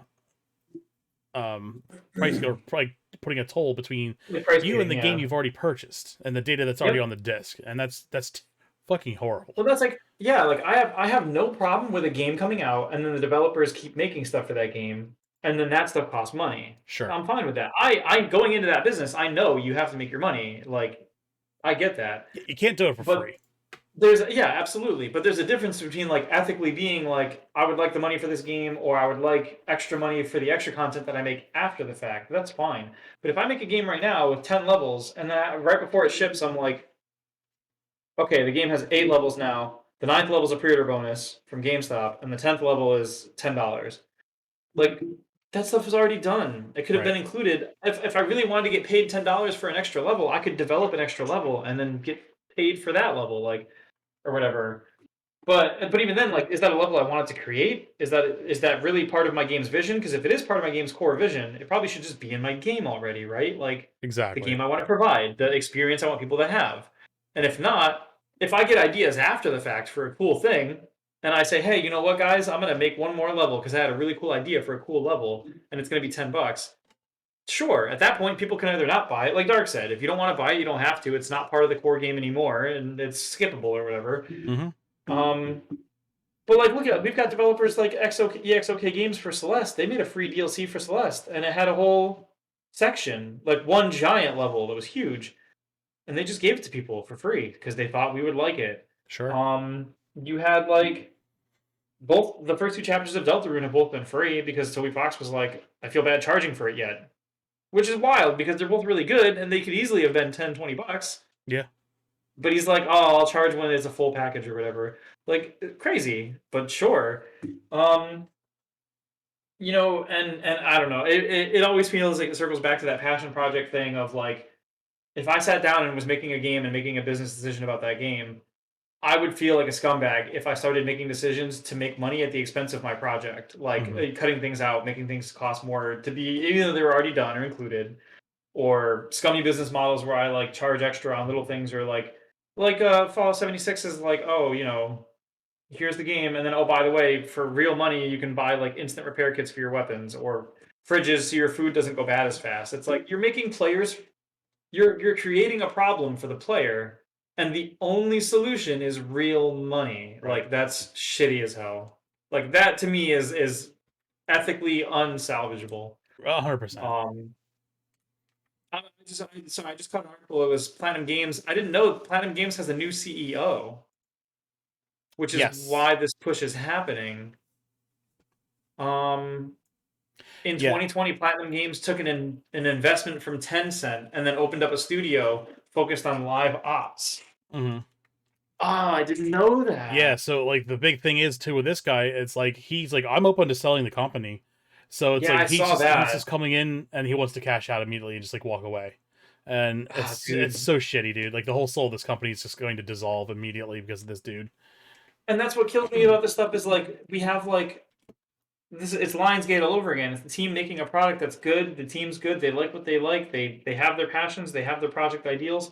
And then this dude's gonna come in and do this. It's like the Anthem thing. The guy's gonna walk in and be like, "Take out flying," and it's gonna derail the game for 6 months while they rework everything. And then the guy looks at he looks at the finished model after the fact, and he's like, "I think it was more fun with flying." And it's like, oh my god, you're making these like off the cuff whim remarks. Financial guy has no idea. Yeah, and you're burning like resources and time. No, they say stuff like, "Oh, we need to add the flying back in. Oh, by the way, when's this game going to be ready?" Right, exactly. Like, yeah, we needed something ready to show people by Christmas. By the way, put the flying back in. Like, holy shit, dude! Like, it's December. What do you want? Like, oh man. And then, but the problem is like those people don't have the passion for the project. They don't care. I mean, how many times did we see at Mass Effect or the team that BioWare, the team that makes Anthem? They were like they would get people who were like they would hire people from outside the company who were like actual business people, project managers and financial people and CEOs and stuff, and bring them in and be like run the project, run the company. And it's like what is that person really going to do though? They're going to look at it and be like, where do I cut money? How do we make money? Like they're not going to look at this project and be like, I'm really passionate about delivering the players this cool experience, this cool combat, and this feel of progression and powering. Like, no, they're not going to do that. They're going to sit there and be like, can we save 10 grand if we cut this one thing? Can we move this gun over into the $1 purchase store? Like, you know what I mean? That's all they're going to be there for. No,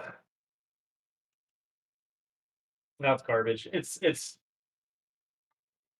and I think that's what separates all these indies that are amazing from all these AAA studio games that are garbage. Is you have these people who really they sit down and they make their product. Look at Tunic. I guarantee Tunic could have done like you died 99 cents to not lose your stuff, and people would have paid. It could have been on a mobile platform and just been ass. Right. It could have been a mobile game. I mean, especially if it is a Unity game like I think it is, it literally could have just been ported straight to like iOS and Android. And they could have been like, oh, no, just dumb shit like that. They could have implemented a stamina thing. If you die, you have to come back in an hour or something, or you can pay $1 to skip coming back in an hour and just play again, or keep going or whatever. Like all that kind of dumb shit. And that's the kind of decision that like a business CEO / financial officer, whatever, will make that decision. And again, it's like you have to consider the entire player experience, and part of that player experience is anywhere that you put a real money gate. And if you're literally looking at a game and being like, real money gates here, create problem for player, gate is solution, it's insanity. Like, holy shit. That's wild to think like going to a movie and they're like, yeah, okay, so the movie's going to diverge right here and you've got two options. You've got the canon ending, or that's $5, or the movie just cliffhangs right now. Yeah, we have a movie here, but if you want to watch like the certain scenes while you're here, it's gonna be like an extra $5-10. Yeah, like, everybody can't get away with that while shit we show this anywhere else. Paid for it, the scene. Like, imagine if when the credits rolled on a Marvel movie, they like came in and they were like, okay, it's $2 more to stay through the credits, and anyone who doesn't stay through, if you don't pay the $2, you're out now. And then Right. they threw everyone out that didn't pay $2, and if you wanted to see the extra credit scene, it was $2. Like, Yeah. that's insane. Or selling It would apples and they'll be have bites unheard taken of. out of them, but for like an extra 8 cents, you can get that bite back, and it's not, you can't get away with that anywhere else. It's insanity. But you know what it is like it's something that, like you said, it's the boiling frog thing where like they sneak it in over time slowly and slowly, Sure. and it becomes like, well, okay, yeah, I don't like that's there, but some people bought it, and then the blowback is minimal, and then eventually you start seeing the people making money off of it, and by the time the blowback comes around, you start to see like, well, yeah, the blowback sucked, but we made a lot of money on it too. And I think that's why you get games like Destiny where like they're making good money on that stuff. And there are people who disagree with what they're doing financially, especially with like the prices increasing or more content being separated into the piecemeal seasons and stuff. Sure. But it's slow and it's gradual, and the blowback isn't very big. And on the flip side, there's a lot of people who are just buying it, so they're seeing profits go up with minimal like feedback from the community saying they don't like it or whatever. So those and the things that they do get blowback on are usually like things they can change pretty quickly, like reworking a subclass or fixing a weapon or something. Sure. These slow, gradual things they don't really have to respond to. And obviously they're an example of not doing it poorly, but trending in that direction. You know what I Right. mean? The way the prices are going up and the way the content's getting picked apart further every time. They're moving in that direction, which is what the problem is. I feel like they have a ways to go before they're like bad, Sure. but it's unnerving to watch companies like them move that way. Square Enix talk about going that way, and now we're watching Platinum Games go that way, and it's like, okay, I don't know, and it sucks because I don't know the people who develop the games at Platinum Games specifically. I couldn't speak to who's on their team leads or anything, and I don't want to see those people like lose their jobs or the company gets sold or the teams get disbanded. But I think games like Babylon Fall have to burn so that they understand that it's not a. I think it needs to be shown to them that it's not a financially good decision Slap on the to make wrist. Like, those no. right. Yeah, it's the hot stove mechanic. It's like, no, it's Mhm. not a good idea to, I don't want to take my kid and put his hand on the stove. I'd never do that. But if they do that, well, then they learn, right? Like, it happens and they go, oh, wow, that was hot. And I'm like, yeah, well, Told you. I don't know what I you told you. expected. Like, yeah, I told Right. you it was hot. Like, I don't know what to tell you. Like, we told you doing games as a service was bad. No one's making you do this. Right. Well, obviously, like someone in the company's up the company chain is making them do this, but like Right. Well, I hope that this is whoever's enough in charge of that blowback for decision, financial investors to like really retool the idea that they should go in this direction of. I sure hope so because it bombed from what Right. I can see. I'm just worried that they will double down and say, no, we just didn't execute it right, and then just here's another one, and that one flops too. And it's like it's not me the wrong, it's everyone else. It's that capitalist short-sightedness that we see all the time. Wait a second, hang on. Sorry, I'm rapidly googling something. Give me a That's okay. second. He's uncovered a clue. I think I just realized something that I had forgotten about or that I didn't know.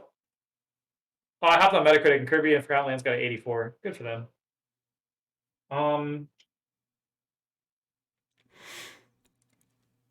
Nier Automata is also Platinum Games. Yeah. It sure is. Another game by them that was a standalone single player experience that was fantastic. That has an 88 and a 90 between the two versions or whatever, or an 84 on PC or something. Like you have a whole catalog of dynamic, interesting single player games that no one else can replicate. That like you're known for that, like the Bayonetta combat, the Metal Gear combat, the Nier Automata combat, the Astral Chain combat. You guys are known for doing this shit so well. Why would you throw it away to get a 30 Right. on Babylon Fall or whatever? I just think like the natural progression in the gaming industry, it feels like this. Like if we do enough good single player experiences, we can graduate to a games as a service game, and it's like it's not what we want. Absolutely. I think that I don't know. In general, I tend not to agree with like the vote with your wallet mentality, but I think gaming, I think because gaming is a service that's not necessary for anyone, it's a place that you can easily manipulate. Not manipulate, what's a better word for that? It's a place where like voting with your wallet can help. You know what Sure. I mean? We can't, me and you can't put out Walmart out of business by not going there. But we and other gamers could all band together to not buy from Platinum Games when they make Babylon's Fall, for example, and show them that the game, or you know, if you buy the game, you review it and say, well, it was actually bad. I think that can affect change a lot more than anything else. No doubt. I think this is probably one of the only industries because it's completely not necessary that you can get away with like the vote with your wallet kind of mentality. And I mean, we've seen it work before. I mean, like we talk about Destiny 2 all the time, and 80% of the changes that Destiny 2 has done over the last 5 years, the quality of life improvements, have been because people were like, "This sucks," and they were like, "Okay, we hear you," or whatever. Sure. Um, They go in, they retweak an economy, they change something that they want to bring back. I mean, honestly, if we could start like a grassroots movement to bring back sparrow horns, we could do it. you're not wrong. Look at even a game as good as FF14, who seems to keep nailing it. They still listen to feedback and go back and make changes. I mean, dude, the game's 10 years old this year, and they're on their fourth expansion, right? That they just started. Shadowbringers, Stormblood, Heaven's Ward, Endwalker. Yeah, I think so. And core game. And the core game. So they're 10 years deep, 4 expansions in on top of a base game, Mm-hmm. and they're still going back in like this next coming patch or whatever to make it so that the ending of the base game is split into like 3 dungeons and 2 trials instead of being the 2 big dungeons or whatever. They're making quality of life improvements to No the base shit. game. Yeah, they're going back. So you know the Praetorium and the other one? Oh yeah, the They're long turning dungeons. Yeah, they're breaking them up into they're breaking the 2 of them into 3 dungeons and 2 like trial Wow. fights because people queue for them and then they're long and they're obnoxious. Right. So they're breaking them into like manageable sizes. That's something And I would never expect anyone to ever do ever. That's impressive. dude, they didn't, and that's the thing. They did not have to do that. Like people meme about how like, oh, it sucks to go to Praetorium because it's long or Sure. whatever. But like they heard people being like, yeah, this isn't the best, and they were like, no, we're fixing it. We want it to be Right. the best. We're going back to our 10-year-old base game They to make have changes to the end game to make it better for like that's insane, dude. Right.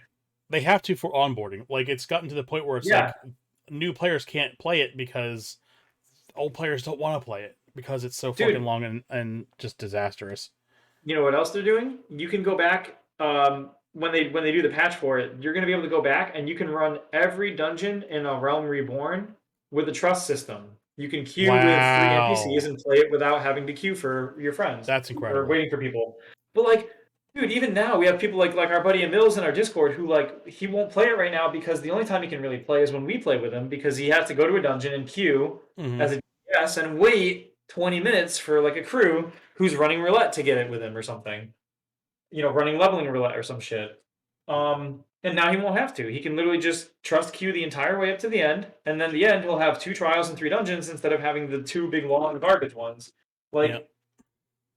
it's insane that a company like that, and they are killing it. They made so much money in Endwalker, and people are buying, you know, subscribing and buying the patch or buying stuff off the Mog Station. Like they could have just sat back and been like, "Yeah, we're on top of the hill," and they're not. They're like they're building on top of the hill still, by going back to the base game and making good changes. It's insane how much. You never see that stuff. That's would great, love and that's a good example. It's like them setting a good example, and there's so many bad examples to follow in the gaming industry right now. Yeah, and that's what kills me is that as a game as a service, you have on top of the hill Final Fantasy XIV, a game that is so good that they had to stop selling it twice because it's sold out even in a digital capacity. Right. And business management, you know, project managers and business managers and chief financial officers, they look around the game industry and they're like, what do we do? Like they do their market research and they're like, what's a good idea? What's our next good idea to make these companies successful? How do we make more money on our games? And they look at them raking in piles of money to the point where they have to stop their game. And then they look over here and they see like gotcha games and like microtransactions. They're like, we'll just do that. That seems easier. Fuck Sure. it. Make a bunch of skins and charge $1. lock the content behind $2, whatever. Like, and then they're like, yeah, we'll do it that way, and it's like, oh, what are you guys doing? It's almost like they know they can't designate. They don't have enough people to designate to a perpetual like design thing. Because like once that development team's on that project, that's the project, and then they don't have anyone else left to do anything else. So they just maybe they just deliberately design these time bombs just for the cash grab. And I'm sure there's probably a lot of buyer's remorse for people in New World right now. It's wild because it's like imagine me and you sitting down to make a role playing game, like a Final Fantasy style game, right? So okay, so me and you, we sit down at a table and we're gonna make a Final Fantasy style game. Like you don't know the programming side, but I do, so I'll take care of that. We'll make it on Unreal Engine. Mm-hmm. We'll make it a top down strategy game, like tactics, right? We're gonna make our own FF Tactics right now, me and you. And we sit down and we're like, all right, here's the game. We got our levels, we got our fights. These are the different fights, these are the different jobs. And then I look at you and I'm like, hey man, see this fight right in the middle, the 7th fight? And you're like, yeah. And I'm like, let's take that fight and make it optional. And you're like, okay. Like just like to earn an extra weapon or to earn cool gear or like I'm like, it's $5.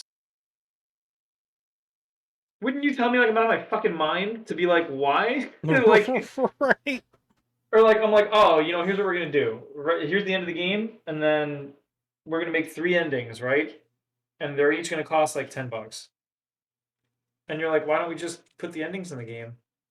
No, because I can put a gate right there, and people can pay $10 to get through that and get those endings. Wouldn't you look at me and be like, what the fuck are you talking about? Yeah. We're making a 100%. game. Like we make the whole game, and then we make the game, and then we sell the game. Like, what do you mean you want to like? What are you talking about? Like, why would like? What if we make a boss, and instead of being weak to fire or lightning or ice, he's weak to credit card numbers? I'm not even kidding. He's weak to credit card numbers. Card here. You literally have to pay. You literally have to pay to make the boss weak. Like imagine, like you're in the middle of a boss fight, and you go to attack, and the 5th option next to attack and defend and item and summon is like swipe, and you hit it, and it's like, do you want to pay $5 to make the boss weak to your physical attacks? And you're like, yes. And then you do it, and then the boss is like, oh, I'm weak to physical attacks now. And then you like lay into him.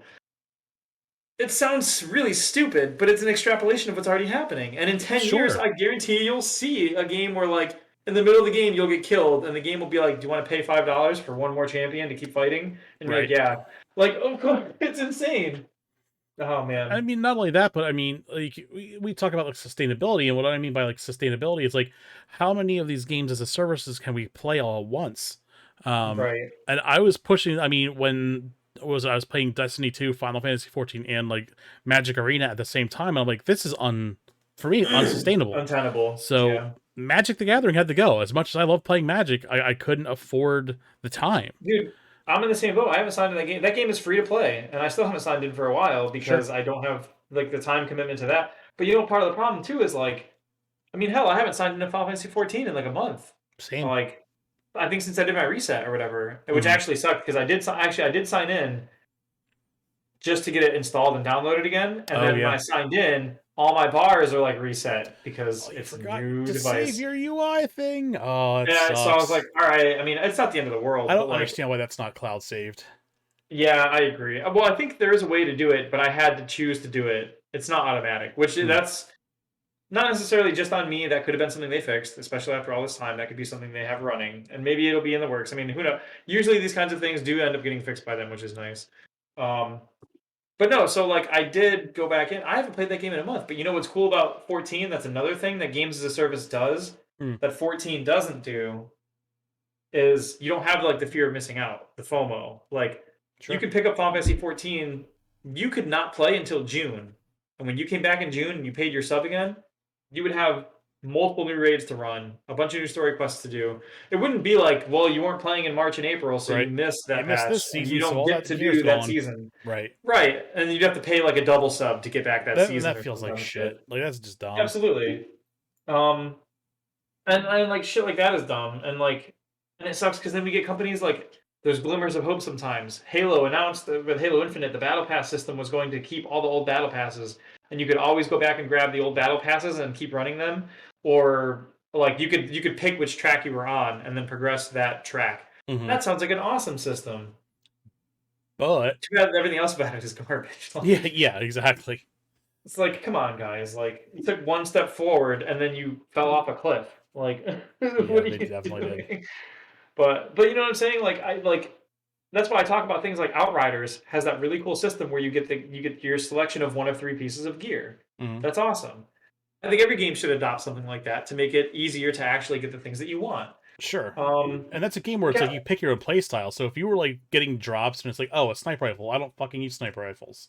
So what good is this doing Absolutely. me? So you have the And you option. you turn it into the titanium and the materials, and you just get something else. So you turn it into currency and get something else with it. Right. Um, that's one thing actually that kind of rubs me the wrong way about the way Destiny does their stuff now. Is like Destiny repeatedly teases that they're making the system better to get stuff, but then it's always like really convoluted and blocked. Yeah. Like they were like, I remember for the longest time it was like, man, I wish I could just get the stuff I wanted in this game. And then they were like, hey, guess what? Next expansion, Beyond Light, you can make your own guns now. And it was like, holy shit, really? That's incredible. And then you hear about it and it sounds awesome. And then you get in there and it's like, yep, you run the content, you get these engrams, you get your season level to like all the way to the end, I guess, and then you like pay these currencies that you earn in the game to like make sure that it rolls the certain ways, Right. and then it can roll one of two things still. So it's still a 50-50 that you get what you want, and then like yeah. And And I I was like, still have not okay. crafted anything beyond like what mission requirements have had for me so far because it's Oh like yeah, well I've already gotten yeah. some good god rolls out of stuff and the second thing is it's like I don't have the time to sit here and figure out what I want to do and what the meta is for these weapons and stuff. I just Well, so then they were like, they did it again with Witch Queen. They were like, hey guys, remember how that last thing didn't quite do what you wanted? Well, now you can straight up craft guns. And it was like, dude, awesome. right. Sounds great. Yeah, And and they then it listen. comes out and you look at the system and Mhm. you're like, oh, okay, well, I've got my glaive. And that's cool that I got it. But now I have to get the glaive all the way to level 20 to open up all the perks. And then along the way, like if I reshape it, it costs like a bajillion normal energy to reshape it. Like I've Yeah. been playing pretty much since Witch Queen launched a lot, and I don't have Witch Queen obviously, but still I've been interacting with the game and doing all the content that I could. Hmm. And I've leveled up multiple of those red bordered guns to like reclaim the currency from them that you can get the one time. And if I reshape my glaive now, I won't have enough to be able to afford to do anything else, make a new gun or reshape anything. So like with like the dozen guns that I've cleared and like taken the currency from, I could maybe make like one thing. Right. And I And just I that don't have the gun time and my for it. glaive is still my glaive is like level 4 and it's like the only thing I've been using. I haven't been using Sunshot or Trinity Ghoul or anything anymore really. I mean sometimes but rarely because I've been putting the glaive on so I could level it. Hmm. And it's like, okay, cool. My glaive is like level 4 now and it's been like a month. And I'm like, oh man, it's gonna take me like the entirety of this expansion to get this thing to 20 so I can reshape it once to get it like good or whatever. Like, okay. It's so bad. And but it's like, come on, guys, you did this twice to me now. You did like the we know you're struggling with getting the stuff that you want, so here's a way to get it. And they did that with like the raid spoils. They were like, raid spoils. Tired of running raids and not getting your drop? Run the raid, get the spoils, and then use it to get your drop. Can't buy exotics. And you were like, Right. But you can buy that's the old only exotics thing with people it. are having problems with. Like people are having problems getting eyes to drop or getting Yeah. whatever. Like, oh my god. People would like, I've run this 100 times and I still don't have my eyes, and it's like, okay. That People who is a run Last problem. Wish for 3 years and they're like, why don't you have 1K voices yet? And they're like, it hasn't dropped for me yet. And it's Right. like, what the Oh, we had that fuck? problem with Will.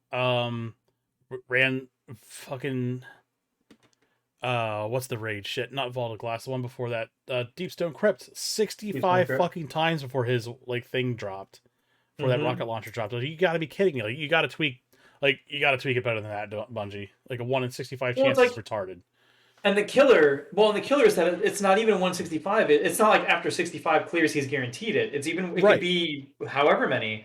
And, but that's what kills me is we have systems to fix that. Final Fantasy does their tome system. Hmm. Everything's in the tome system. You can eventually get whatever you want that way. Even if you're talking about like the relic weapon has a set path where you're guaranteed to get it at the end. Yes, it's grindy and it sucks probably to like put the time into that, but you're guaranteed to get it. If someone told you like, oh, you know, if you run the raid 50 times, your 50th run, if you haven't gotten it, you get it.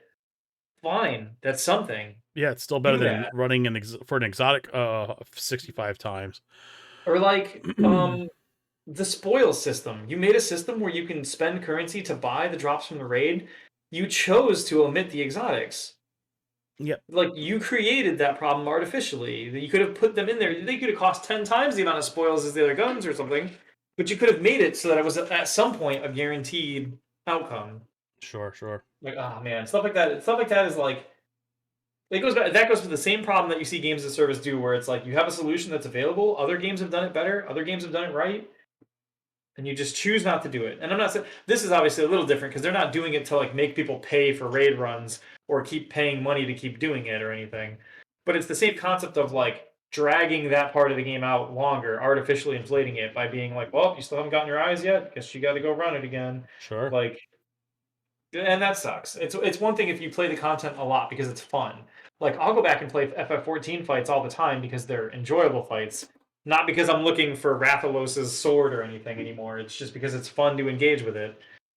100%. And Destiny has a lot of content that's fun to engage with. You shouldn't have to run Vault of Glass 100 times to get Mythoclast and still not see it and then be like, I'm only running this because I want that. Yep. Because it makes you hate the content. You know what I mean? There goes my whole Tuesday. It's like, well, because it burns you out on that content, and it goes from like I would play Vault every week because it's fun to like I played Vault 3 times this week every week for the last 6 months, and now I hate it, and I'm never Right. playing Vault again. And then you have the people that in your clan that already have it, they don't want to run that anymore. Yeah. So you get slim pickings on, and you have to like result into getting like RNG people or I forget the They're name. LFG, yeah. LFG, Yeah, you get LFG, and it's like it sucks. It's not a great look. But yeah. So anyway, we gotta move on. This is becoming a long podcast, which is all right. But yeah, I'm getting a little hoarse. But I'm dude, I'm with you. Like so somewhere around when Dark was on, I was starting to like I was trying not to clear my throat too much, but I was like, right. It's been a lot of talking and a lot of time. Sure. But anyway, let us know in the comments down below if you have any games as a services you like, if you think it's too much, what your opinion is of game as a service as a whole. Let us know down in the comments below if you're on YouTube. So let's move on. That's all of our stories, but we do have a couple more segments left. So I found this on Twitter. Stitcher, if you're on Stitcher, just yell it at us. Yes, I promise we'll hear yell you. it at your phone. We'll hear it. I found this cool situation on Twitter today, and let me see if I have. Do I have a graphic for it? I do. A project from did somebody say retro? The Wood Boy project is complete. A solid pine tabletop arcade machine that I have designed and built by hand in my kitchen. Wow. At the heart of this is a Game Boy Consolizer by Gamebox Systems and wonderful art by Jamesy Plays. Thank you. So this is kind of like a barcade setup, all made of wood, and obviously not the electronic parts, but the framing and everything. And then it's called a consolizer, so you have like a full Game Boy in there, and you can play it as you would like a barcade. So I think that's pretty cool. It's something interesting I saw. So it fits the retro motif, if I may. So, yeah, that's awesome, dude. But yeah, it's really definitely something. I kind of want to reach out to him. Maybe we can have him on as a guest, so he can like walk us through the process of it. That'd be pretty dope. So moving on, we got some upcoming releases. This week we have Crusader Kings 3. That is on PlayStation 5, Xbox Series X and S. That's coming out March 29th. That is tomorrow. WRC 10. That is coming out on the Switch March 29th. That is also tomorrow. Aerial Knights Never Yield, iOS and Android. That's not something we usually see on an announcement list. This is iOS, Android exclusive stuff. That is March 30th. Death Stranding's director's cut for the PC comes out March 30th. We have Moss Book 2, PlayStation VR, March 31st. That's and cool. Weird West, PlayStation 5, Xbox Series X and S, PlayStation 4, Xbox One, PC, March 31st. I think we do have some games on the horizon next month. There's a couple big games coming out, so we'll talk about those as we get closer to them. Not exactly the biggest list here, but the funny thing is like as much as I do these game announcements every week, these games releases still sneak by me. Final Fantasy, that weird Final Fantasy that just came out. Origins, yeah. Yeah, that one I didn't realize was out. I read these lists every week. And then Tiny Tina snuck by me again this week, and I'm like, oh, I didn't realize that was coming out this week. It's amazing how much research you do to write a podcast and put all this together, and like it still just doesn't stick sometimes. It's just bizarre. Oh yeah. So let's get into games as history. Let's feel old here. This week in gaming history, Axiom Verge released on the PS4 7 years ago. Wild. The 3DS came out 11 years ago. Kingdom Hearts 2, 16 years ago on the PlayStation 2. Yeah, buddy. 1080 snowboarding, 24 years ago on the N64. Metal Slug 2, again, 24 years ago on the Neo Geo. And Dead or Alive, 24 years ago on the PlayStation 1. That is wild stuff. So if that didn't make you feel old, then you haven't been paying attention. So, What was that? The first one was Axiom Verge. 7 years Verge, ago. 7 years ago. Yeah. Man, it's wild that game's 7 years old and it never got a sequel. Oh shit! Shots I can't believe fired. they didn't bother to make another one of that game. Honestly.